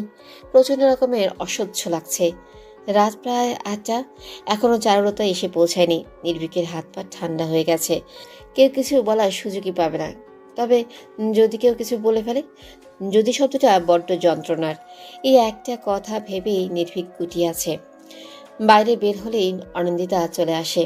কিছুতেই বুঝে না, তাকে সহ্য করতে পারে না নির্ভীক। ভবিষ্যৎ বিপর্যয়গ্রস্ত, না জানে কোন ঝড় তুলে মেয়েটা। ভাবনার মাঝে ঘুমিয়ে পড়ে নির্ভীক। ঠিক তখনই ঘরে প্রবেশ করে অনিন্দিতা। বাইরেই ঘাপটি মেরেছিল, বেশ অনেকক্ষণ কোনো সারা শব্দ না পেয়ে উকি দেয়। তখনই পরিলক্ষিত হয় গভীর ঘুমে টলে আছে নির্ভীক। এক চলতে হাসি ফুটে ওঠে মেয়েটার মুখে। পা টিপে রুমে প্রবেশ করে। নির্ভীকের পায়ের কাছে বসে পড়ে। পায়ের আঙ্গুলগুলো হালকা হাতে ছুঁয়ে দেয়। এই পায়েও ঠাঁই নেই মেয়েটার। ইস, যদি কেউ বলতো সারা জীবন নির্ভীকের দিকে তাকিয়ে কাটিয়ে দিতে পারবে কিনা। অনিন্দিতা নির্দ্বিধায় সম্মতি জানাতো। হঠাৎ কলিং বেল বেজে ওঠে। নির্ভীকের ঘুম খুবই পাতলা। অনিন্দিতা চলে যাবে তার পূর্বেই উঠে বসে। প্রচণ্ড অবাক হয়ে বলে, আবার কেন এসেছেন? আপনি আমাকে বদনাম করিয়ে ছাড়বেন? আমি সেরকম কিছুর জন্য আসিনি। আমাকে দেখতে এসেছেন তাই তো? ভদ্র মেয়ের মতো মাথা কাত করে অনিন্দিতা। নির্ভীক ভাষা হারিয়ে ফেলে। ওইদিকে কলিং বেল বেজেই চলেছে। রাগে গজগজ করে ওঠে। অনিন্দিতার দিকে তেতে আসে, মধ্য আঙ্গুল উঁচিয়ে বলে, ফার্দার এমন কিছু হলে ভয়ঙ্কর কিছু ঘটে যাবে। আপনাকে ছাড় দিয়ে অন্যায় করেছি আমি। আমি তো আপনাকে ডিস্টার্ব করি না নির্ভীক প্রিয়া, একটু কাছাকাছি থাকতে চাই শুধু। যাওয়ার মাঝে থেমে যায় নির্ভীক। পেছনে ঘুরে বলে, এটাই আমার সমস্যা, আমার কাছাকাছি থাকার অধিকার নেই আপনার। আপনি বয়সে আমার অনেক ছোট, তবুও কড়া কথা বলতে বাধ্য হচ্ছি। মনে রাখবেন, নির্ভীক মাহতাব নারী শরীরের নেশায় পড়ে না। কথাটা বলেই চলে যায় নির্ভীক। মেঝেতে বসে পড়ে অনিন্দিতা। সন্ধ্যার সেই কথার জন্য এত বড় কথাটা বলে গেল নির্ভীক। বৃষ্টিতে ভিজে একাকার চারুলতা। বাসায় গাড়িগুলিও ছেলে আর স্বামী নিয়ে গেছে। নির্ভীকের গাড়ি ওয়াশের জন্য দেওয়া হয়েছে, তাই লোকাল গাড়িতে গিয়েছিলেন। গলির মোড় থেকে হেঁটে এসেছেন। অনিন্দিতা টাওয়াল নিয়ে আসে। চারুলতা মাথা মুছে বলেন, এত লেট কেন হলো দরজা খুলতে? আমি ঘুমিয়েছিলাম আম্মু, আর অনিন্দিতার রুমে কলিংয়ের শব্দ পৌঁছায় না। আরে এভাবে কেন বলছিস? আমি অন্য কিছু মিন তো করিনি, শুধু বলেছি অনিমা যা তো আমার ঘর থেকে শাড়ি নিয়ে আয়, ভিজে শরীরে ঘরে যাবো না। অনিন্দিতা চলে যায়। চারুলতা নির্ভীকের মাথায় হাত বুলিয়ে বললেন, আমার সোনা ছেলে, তোর প্রতি আমার পূর্ণ বিশ্বাস আছে। এমন কিছু করবি না যাতে আমরা অসম্মান হই। আর এমন কাজ করবে না কখনো। পরিস্থিতি ঠিক নেই, কিছু না ঘটলেও মানুষ ঘটিয়ে ছাড়বে। সকাল সকাল বেরিয়েছে নির্ভীক। ঘুম থেকে উঠে অনিন্দিতা তাই বুঝতেই পারল। সে বুঝে গেছে নির্ভীক তার থেকে পালিয়ে বেঁচেছে। চারুলতা কাল আসার সময় নীল রঙের শাড়ি নিয়ে এসেছেন, আজ সেটাই পরবে অনিন্দিতা। পার্পল শাড়িটা থাকলে পার্পল শাড়িটাই পরতো, তবে সেই শাড়িটা তার গায়ে ওঠেনি। ভালোই হয়েছে, নির্ভীকের সাথে বসে যখন যাওয়া হবে না, পার্পল শাড়ি পরে কি লাভ। অনিন্দিতা সাজগোজ পছন্দ করে, তবে বেশ অনেকদিন ধরে সাজে না। আজ সাজবেই, নির্ভীকের মনের মতোই সাজবে। অবশ্য অনিন্দিতা হলেও বিষাক্ত গ্যাসের মতো যা সহ্য করতে পারে না নির্ভীক। শাড়ি পরে চুলগুলো ছেড়ে দিল, হালকা মেকআপে মিষ্টি দেখতেই লাগছে। রুম থেকে বের হতেই আজমানের সাথে দেখা। অনিন্দিতা শুধালো, আজ অফিসে যাবেন না আঙ্কেল? শরীরটা ভালো নেই, তোকে পৌঁছে দেওয়ার জন্যই যাব না ভেবেছিলাম, এখন দেখি শরীরটাই ম্যাচ ম্যাচ করছি। সমস্যা নেই আঙ্কেল, আমি একাই যেতে পারবো। ও কি কথা, আজ প্রথম দিন একা কেন যাবি? নিহালও তো যাচ্ছে, ওর সাথেই যাবি। জুসের গ্লাস নিয়ে করিডোরে দিয়ে আসতে আসতে এই কথাটা বললেন চারুলতা। আজমালও সম্মতি জানালো। অনিন্দিতা কিছু বলতে চেয়েও বলল না। চারুলতা গ্লাসে এগিয়ে বললেন, নাস্তা করে যাবি না? বাসা থেকে খালি পেটে বের হতে নেই, জুসটা খেয়ে যা। আচ্ছা, নির্ভীক ভাইয়া এত আগেই চলে গেলেন যে? বলিস না আর, পুরো বজ্জাত ছেলে। দেখ, বন্ধুদের সাথে আড্ডায় মজেছে। আজ তো ওর সব বন্ধুরাই আসবে ভার্সিটিতে। সবার দোয়ানে বের হয় অনিন্দিতা। নিহাল গাড়িতে অপেক্ষা করছে। অনিন্দিতার দিকে তাকিয়ে স্বচ্ছ হাসলেও একটু প্রশংসা স্বরে বলল, দেখো, আবার কাউকে মন দিয়ে এসো না। মন কেউ নিবে না নেহাল। সে কি কথা, এত সুন্দর মেয়েটার মন কেউ দিবে না? হ্যাঁ, যাই হোক, ফেরার পথে আমি একাই ফিরবো। ভ্রুকুটি করে তাকায় নিহাল। কথাটা যেন তার পছন্দ হয়নি। অনিন্দিতার দিকে না তাকিয়ে স্টিয়ারিংয়ে হাত দেয়, তারপর বলে, বয়ফ্রেন্ড থাকলে তার সাথেই আসতে পারো, তবে সমস্যা হচ্ছে আম্মু বারবার বলে দিয়েছে তোমাকে নিয়েই ফিরতে। আচ্ছা, সমস্যা নেই, তুমি আমাকে কল দিয়ে জানিয়ে দিও, মোড়ে এসে একসাথে আসবো। কৃতজ্ঞতা প্রকাশ করে মেয়েটা। সিটের মাথা এলিয়ে দেয়, শরীরটা ম্যাজম্যাজ করছে। সারা বছরই হালকা পাতলা অসুস্থ থাকে মেয়েটা। রোজ কান্নার ফলে চোখের নিচে দাগ থাকে। কেউ একটু খুঁটিয়ে দেখলেই ধরা খেয়ে যায়, কারণ শরীরে থাকে অজস্র আঘাতের রেখা। গাড়ি পার্কিংয়ে রেখে চলে যায় নিহাল। অনিন্দিতা দম ফেলে হাঁটা লাগায়। শরীর দুর্বল লাগাতে এনার্জি ড্রিঙ্কস কিনে। ক্যাব খুলে খাওয়ার আগেই মাথা ঘুরে যায়, তবে কেউ একজন আগলে ধরে। ব্যগ্র কণ্ঠে বলে, ঠিক আছে অনি, হঠাৎ পড়ে যাচ্ছিলে কেন? আসলে মাথা ঘুরে গিয়েছিল। নেট ফেয়ার, নির্ঘাত নাস্তা করেনি। আসো আমার সাথে। আমি ঠিক আছি আসিম, চলো ভেতরে যাওয়া যাক। নো, কোনো কিছুই ঠিক নেই। তুমি এক্ষুনি নাস্তা করবে আমার সাথে। আর লিসেন, কিউট গার্ল, ফাংশন এখনো শুরু হয়নি। প্রচণ্ড প্যারা খেয়ে যেতেই হলো অনিন্দিতাকে। আসিম বকবক করেই যাচ্ছে। একটা রেস্টুরেন্টে এসেই 2 কাপ কফি আর স্যান্ডউইচ অর্ডার করলো। আসিম নাস্তা করে এসেছে, তাই শুধু কফি খেলো। অনিন্দিতা সংকোচ ছাড়াই খাচ্ছে। আসিম কফি কাপে চুমুক দিয়ে বলল, বাই দ্য ওয়ে, আজ একা এলে যে? নির্ভীক স্যার আসেন তোমার সাথে? রোজ কি ওনার সাথে আসবো? আর উনি তো আজ অনেক আগেই এসেছেন। আচ্ছা, নির্ভীক স্যার কিন্তু অনেক কঠোর। আনন্দিতা হাসলেও সে এটা ভালো করেই জানে। আসিম কিছুক্ষণ নীরব থেকে আনন্দিতার উদ্দেশ্যে শুধালো, তুমি কি কোনো কারণে আপসেট? না, আমি ঠিক আছি, তবে ভার্সিটির কিছু স্টুডেন্ট একটু অন্যরকম আচরণ করে। আচ্ছা, আসো আমার সাথে, আমি প্রবলেম সলভ করে দেব। ভার্সিটিতে প্রবেশ করতে এই গোলাপ দিয়ে বরণ করা হলো। আসিম অবাক করা এক কাণ্ড করলো। ফুলের গুচ্ছ থেকে 5টা ফুল নিয়ে অনিন্দিতার হাতে দিয়ে দিল। অনিন্দিতা বলল, এতগুলো নিলে কেন? তুমি স্পেশাল, তাই তোমার কাছে বেশি গোলাপ থাকবে। খলবলিয়ে হাসে অনিন্দিতা। আসিম একটু গায়ে পড়া, তবে খুব ভালো। অনিন্দিতা আসিমের সাথেই হাঁটতে লাগলো। ফুল হাতে নির্ভীকের কথাই ভাবছে সে। এনএসইউর বিশাল ক্যাম্পাসে দাঁড়িয়ে আসিম চিৎকার করে ডাকলো, attention guys, look the beautiful girl, she is my personal friend. I hope ওকে কেউ বিভ্রান্ত করবে না। যদি এমন কিছু হয় তো জানোই তো কি হবে। সবাই অনন্দিতার দিকে তাকালো। আসিমের পড়াশোনা আর সৌন্দর্য দুটোরই নাম ডাক আছে, সাথে বাবার পাওয়ার। ছেলেটার এমন কাণ্ডে হতবাক হয় অনন্দিতা। আসিম অনন্দিতার দিকে তাকাতেই অনন্দিতা চোখ পাকায়, যার অর্থ তুমি পুরো পাগল। এসে থেকে চোখ ঘুরিয়ে ঘুরিয়ে খুঁজেই চলেছে এক মানবকে, কিন্তু সেই মানবের দেখাই পাওয়া যাচ্ছে না। মুখটা কেমন করছে, শূন্যতা যেন ওকে আঁকড়ে ধরেছে। হন্তদন্ত হয়ে খুঁজেই চলেছে নির্ভীককে। অনুষ্ঠান শেষ হয়েছে বেশ অনেকক্ষণ। বেশিরভাগ সময় আসিম তাকে সাথে রেখেছে, তবে আসিমের বন্ধু মহলের সাথে অনন্দিতা একা থাকতে তো পারে না। তাই সে নিজ থেকেই বলেছে আমি আশেপাশে ঘুরে আসি। আসিম বারণ করেনি, সে নিজেও বোধহয় স্পেস খুঁজছিল। অনন্দিতার সাথে দেখা হয় মেহেরিমার। হাত উঁচিয়ে ডাকে অনন্দিতাকে। একটু অবাক হয় সে। মেহেরিমার কাছে গিয়ে বলে, good afternoon miss. Good afternoon. এইভাবে ছুটছো কেন অনন্দিতা? শাড়ি পরে আছো, পা পিছলে যাবে তো। অ্যাকচুয়ালি মিস, ওকে, এক্সপ্লেন করার প্রয়োজন নেই। তোমাকে খুব মিষ্টি লাগছে। বাই দ্য ওয়ে, তুমি বোধহয় বিব্রত হয়েছো। নো মিস, অনন্দিতাকে বলতে দেয় না মেহেরিমা। মৃদু হেসে অনন্দিতা শাড়ির আঁচল ঠিক করে দেয়। ভারী অবাক হয় মেয়েটা। মেহেরিমা বলে, আমি অসমের বড় বোন। হ্যাঁ। ইয়েস, ও আমাকে তোমার কথা বলেছে আরো 5-6 মাস আগে।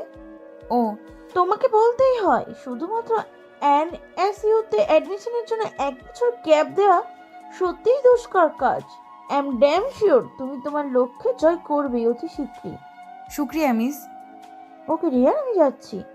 আসিমের সাথে একদিন এসো বাসায়। হাত নাড়িয়ে চলে গেল মেহেরিমা। অনন্দিতা চোখ বিচলিত হলো। চাতক পাখির মতো খুঁজেই চলেছে এই প্রিয় ব্যক্তিটিকে। চোখ যায় ক্যান্টিনের দিকে। মুখটা থক করে ওঠে। নির্ভীকের সাথে রোজ অনেক ক্লোজ হয়ে দাঁড়িয়ে আছে। অনন্দিতা আর নিতে পারে না, দৌড়ে চলে যায় বাইরে। অসতর্কতার কারণে শাড়ি পিছলে পড়ে যায়। দুটো মেয়ে দেখেও না দেখার ভান করে। অনন্দিতা একা ওঠার চেষ্টা করে। পায়ের হাঁটুতে বোধহয় ছিলে গেছে। ব্যথার টনক নেড়ে যাচ্ছে। হঠাৎ একটা হাত তার সামনে আসে। হাতে হাত রেখে উঠে দাঁড়ায়। নিহালের দৃষ্টি বিচলিত। সে শুধায়, এভাবে পড়ে গেলে কি করে? এর জন্যই শাড়ি পরা একদমই পছন্দ নয়। দেখি কতটা ব্যথা পেয়েছো। আসো, হসপিটাল থেকে ওয়াশ করে যাবে। আমি ঠিক আছি নিহাল ভাই, চলুন বাসায় যাব। একদম নয়, আগে হসপিটালে যাবে, দেন বাসায়। আচ্ছা, একটু বসো, আমি নির্ভীককে নিয়ে আসি। ও ডিপার্টমেন্ট থেকে ট্রিটমেন্ট করার ব্যবস্থা করে দিবে। সারপ্রাইজটা কেমন দিলাম বলতো? তোর বক বক না শুনলে আসলেই ভালো লাগে না, তাই চলে এলাম। তুই কানাডায় ফিরছিস কবে? তোকে ছাড়া দিন চলে না ইয়ার। রোজের দিকে তাকিয়ে হাসছে নির্ভীক। এই মেয়েটা তার হাসির কারণ।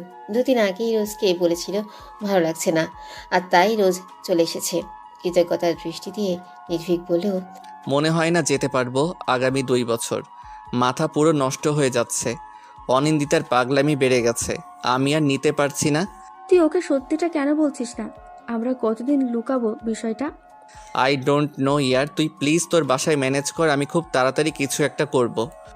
আরে সেটাতে প্রবলেম নেই, মম ড্যাড এই বিষয়ে সমস্যা করবে না। বাট তুই কতদিন অনিন্দিতার থেকে এভাবে পালাবি? তুই তো পাগল হয়ে যাচ্ছিস।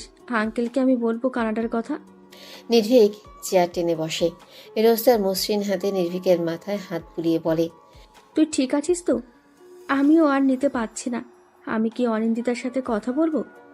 নো, ও বুঝবে না। তুই জানিস কাল কি হয়েছে? ওফ, আই কান্ট এক্সপ্লেইন ইয়ার। আই এম ড্যাম শিওর বিয়ের পর ও এমন পাগলামি করবে। তখন আমি কি করব বলতো? মান সম্মান বলে কিছু থাকবে? নাক ফুলিয়ে বসে রোজ। নির্ভীকের শার্টের কলার ঠিক করে দিয়ে বলে, নাও পারফেক্ট। হেয়ালি করছিস কেন? স্টফিয়ার, তুই আমার সাথে কানাডায় যাবি। এমনিতেও তোকে ছাড়া আমি থাকতে পারি না, আর বিড়িতে থাকা সম্ভব নয়। কথাটা বলেই নির্ভীকের কাঁধে মাথা রাখে রোজ।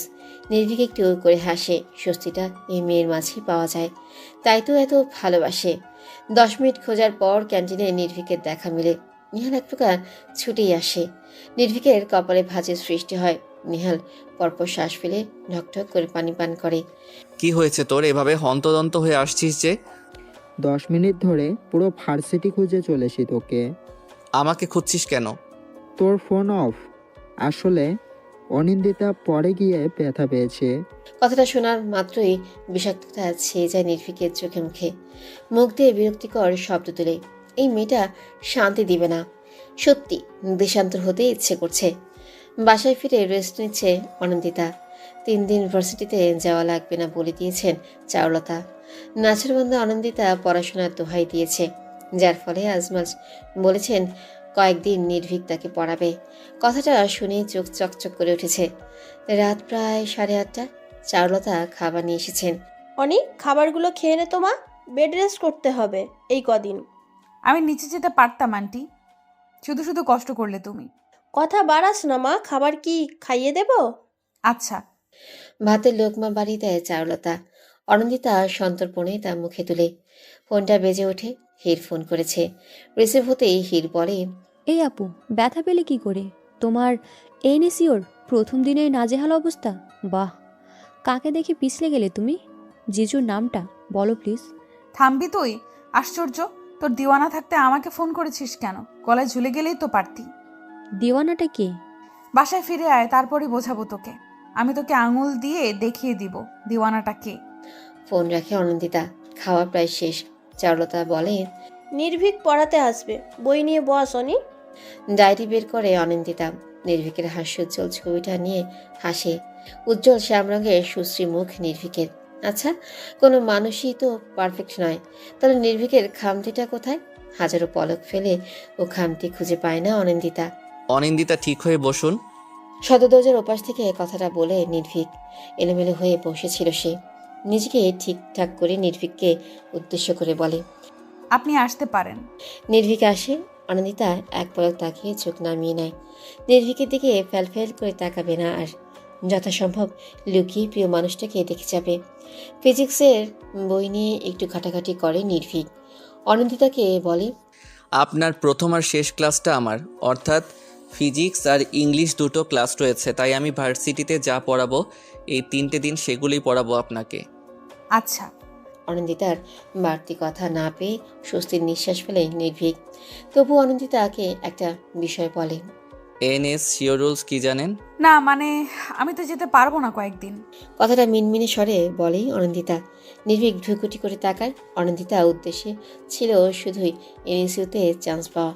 কি রুলস আছে না আছে তার প্রতি কোনো আগ্রহ নেই।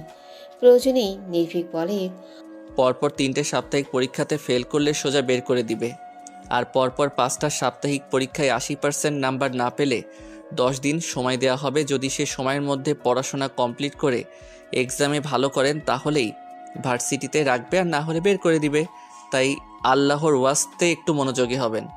জি, আমি মেনে চলবো সব রুলস। ওকে, তাহলে দেখুন ফিজিক্সের প্রথম অধ্যায়ে আজ কি পড়াবো। অনন্দিতা পড়ায় মনোযোগী হয়। নির্ভীকের জন্য পাগলামি কমবে না ঠিকই, তবে পাগলামি চলবে মনে মনে। আজ বিকেলের ঘটনা। পা ওয়াশ করার পর নির্ভীকের সাথে এসেছে অনন্দিতা, কারণ নিহালের কোনো কাজ পড়ে গেছে। নির্ভীক এই সুযোগটাই চেয়েছিল। একটা খোলা মাঠের দিকে নিয়ে যায় অনন্দিতাকে। অনন্দিতার এতটাই বিশ্বাস যে সে একবারও প্রশ্ন করেনি কেন তাকে এখানে নিয়ে আসা হলো। নির্ভীক অনন্দিতার হাত দুটো মুষ্টিবদ্ধ করে বলে, আমাকে রেহাই দিন অনিন্দিতা, আপনি এমন সব কাণ্ড করছেন যে আমি পাগল হয়ে যাচ্ছি। আমিও তো মানুষ। আপনি ভালোবাসেন ঠিক আছে, তার জন্য আমাকে কেন কষ্ট দিচ্ছেন? আমি আপনাকে কষ্ট দিচ্ছি? হ্যাঁ দিচ্ছেন। আমার দিকে এলোমেলো দৃষ্টিতে তাকিয়ে থাকেন, আমার জন্য ছুটে আসেন, পড়াশোনা করেছেন শুধুই আমার জন্য। এইসব দেখার পর একটা মানুষ কতটা অপরাধ বোধে ভুগে জানেন আপনি? আমার লজ্জা করে অনিন্দিতা, আপনাকে আমি বোঝাতে পারি না যে আমি আপনাকে ভালোবাসি না। নির্ভীকের শেষের কথাটুকুই অনন্দিতার আত্মা কাঁপিয়ে তোলে। সে ঠিক করে নিজেকে সংযত রাখবে। সত্যি তো, এখানে নির্ভীকের কী দোষ? ভালো তো সেই বাসে, তাহলে নির্ভীক কেন অপরাধ বোধে ভুগবে? তাছাড়া ওর হাত নিজ থেকে স্পর্শ করেছে নির্ভীক, একটা আবেদন রেখেছে তার কাছে। তাই ভেবে নেয় নিজের কলেজাটা পুরাবে, নিজের কষ্টটুকু নিজেই গ্রহণ করবে। অনিন্দিতা। নির্ভীকের কণ্ঠস্বরে ধ্যান ভাঙে অনিন্দিতার। হক চুকিয়ে বলে, দুঃখিত স্যার। নির্ভীক একটু অবাক হয় তাকে স্যার বলায়, তবে সেদিকে পাত্তা না দিয়ে ইংলিশ বই হাতে ঘাঁটতে থাকে। যথাসম্ভব অনিন্দিতাকে পড়াশোনা কমপ্লিট করাতে হবে। 15টা দিন কেটে গেছে। অনিন্দিতা নিজেকে সংযত রেখেছে বলতে শুধু মাত্র নির্ভীকের চোখ থেকে সংযত রেখেছে। আর চোখে প্রিয় মানুষটাকে দেখার লোভ সামলাতে পায়নি সে। নিজের কাজে নিজেই হাসে আনন্দিতা। যাকে ছাড়া এক মুহূর্ত চলে না, তার থেকেই নিজেকে সংযত করার মিথ্যে প্রয়াস না করাই উত্তম। দাগিমা রেখা বদলে শীতের আবির্ভাব ঘটেছে। কয়েকদিনেই পরিবেশ যেন শান্ত হয়ে গেছে। আবহাওয়াবিদদের মতে পরিবেশের হঠাৎ পরিবর্তন ঘটেছে, না হলে এমন সময় শীতের আগমন ঘটতো না। নিজের বাসায় ফিরে এসেছে 10 দিন হতে চলল। এই কয়েকদিনে ভার্সিটিতে যাওয়া হয়েছে মাত্র 3 দিন। কেন যেন ভার্সিটির প্রতি অনীহা সৃষ্টি হয়েছে। বোধহয় নির্ভীকের না থাকাই এই প্রধান কারণ। ভার্সিটির কাজে আজ 9 দিন হলেও ভারতে গিয়েছে নির্ভীক। কোনো এক বিশেষ অনুমোদন নিয়েই গেছে। অনিন্দিতার ফোন বেজেই চলেছে, অথচ তার ধ্যান নেই। হির হন্তদন্ত হয়ে বললেও, এই আপু, তোমার ফোন বাজছে। কি?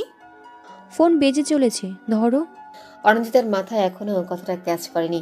সে নিষ্পলক তাকিয়ে আছে হীরের দিকে। হীর বিরক্ত হয়। পৃথিবীর সাথে কথা বলছিল সে, সেটার সাথে রসায়ন জমেছে তার। মামা বাড়ির 10 দিন ছিল স্বপ্নের মতো। পৃথিবীর সাথে এখন ছুটি ভালোবাসাতে পরিণত হয়েছে। একগুচ্ছ কদম হাতে প্রপোজ করেছে তাকে। নিজের ভাবনাকে দমিয়ে ফোন তুলে নেয় হীর। রিসিভ করেই বলে, কে বলছেন? আপু গভীর ধ্যানে মগ্ন রয়েছে, ফোনের দিকে ধ্যান নেই তার। কথাটা শুনে দুভ্রু সংকুচিত হয় আসিমের। হীরের বাজখাই গলাতে এক প্রকার চমকে ওঠে। কান থেকে নামিয়ে দেখে নাম্বার সঠিক কিনা। হ্যাঁ, নাম্বার তো ঠিকই আছে। নিজেকে সামনে নিয়ে আসিম বলে, অনিকে দেওয়া যাবে? হীর তার বাজখাই গলায় অনন্দিতাকে আপু বলে ডেকে নেয়। এবার সে কণ্ঠ কর্ণপাত হয় মেয়েটার। ফাঁকা ঢোক গিলে বিরক্তি প্রকাশ করে বলে, কি হয়েছে? তোমার ফোন। কে করেছে? জানি না। অনন্দিতা কথা বাড়ায় না, ফোন হাতে তুলে নেয়। নাম্বারটা অচেনা দেখে একটু অবাক হয়। ফোন কানে তুলে সালাম দিয়ে বলি, কে বলছেন? অনি, আমি আসিম বলছি। ভার্সিটিতে আসো না কেন তুমি? একটু অসুস্থ বোধ করছি আসিম।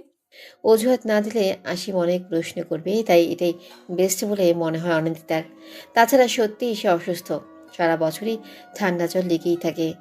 আসিম সামান্য চিন্তিত স্বরে বলে, দ্রুত মেডিসিন নাও কেমন? আমি ফোন করে খবর নেব তোমার। আচ্ছা। কথাটা বলেই ফোন রেখে দেয় অনন্দিতা। আসিম সেটা বন্ধুর থেকেও বেশি কিছু। অনন্দিতা উপলব্ধি করে আসিম তার প্রতি একটু ঝুঁকে পড়েছে। অবশ্য সেদিকে পাত্তা দেয় না সে, কারণ সে নিজেও আরেক জনের প্রতি ঝুঁকে আছে। কালের বিবর্তনে সে বুঝে গেছে মানুষ যাকে চায় তাকে পায় না। মিথ্যে সান্ত্বনাগুলোই সময় কাটাতে সাহায্য করে। অনন্দিতা তার স্বপ্নের রাজ্যে গিয়ে নির্ভীকের বুকে মাথা রাখে। নির্ভীকের দিকে ভালোবাসার দৃষ্টিতে তাকিয়ে থাকে। কোনো এক তীরের আঘাতেই হৃদয়ের ফাঁক ফোকর করে ঢুকে পড়েছিল নির্ভীক নামক বসন্ত, যা থেকে পরিত্রাণ মানে মৃত্যু। হয়তো শরীরের মৃত্যু ঘটবে না,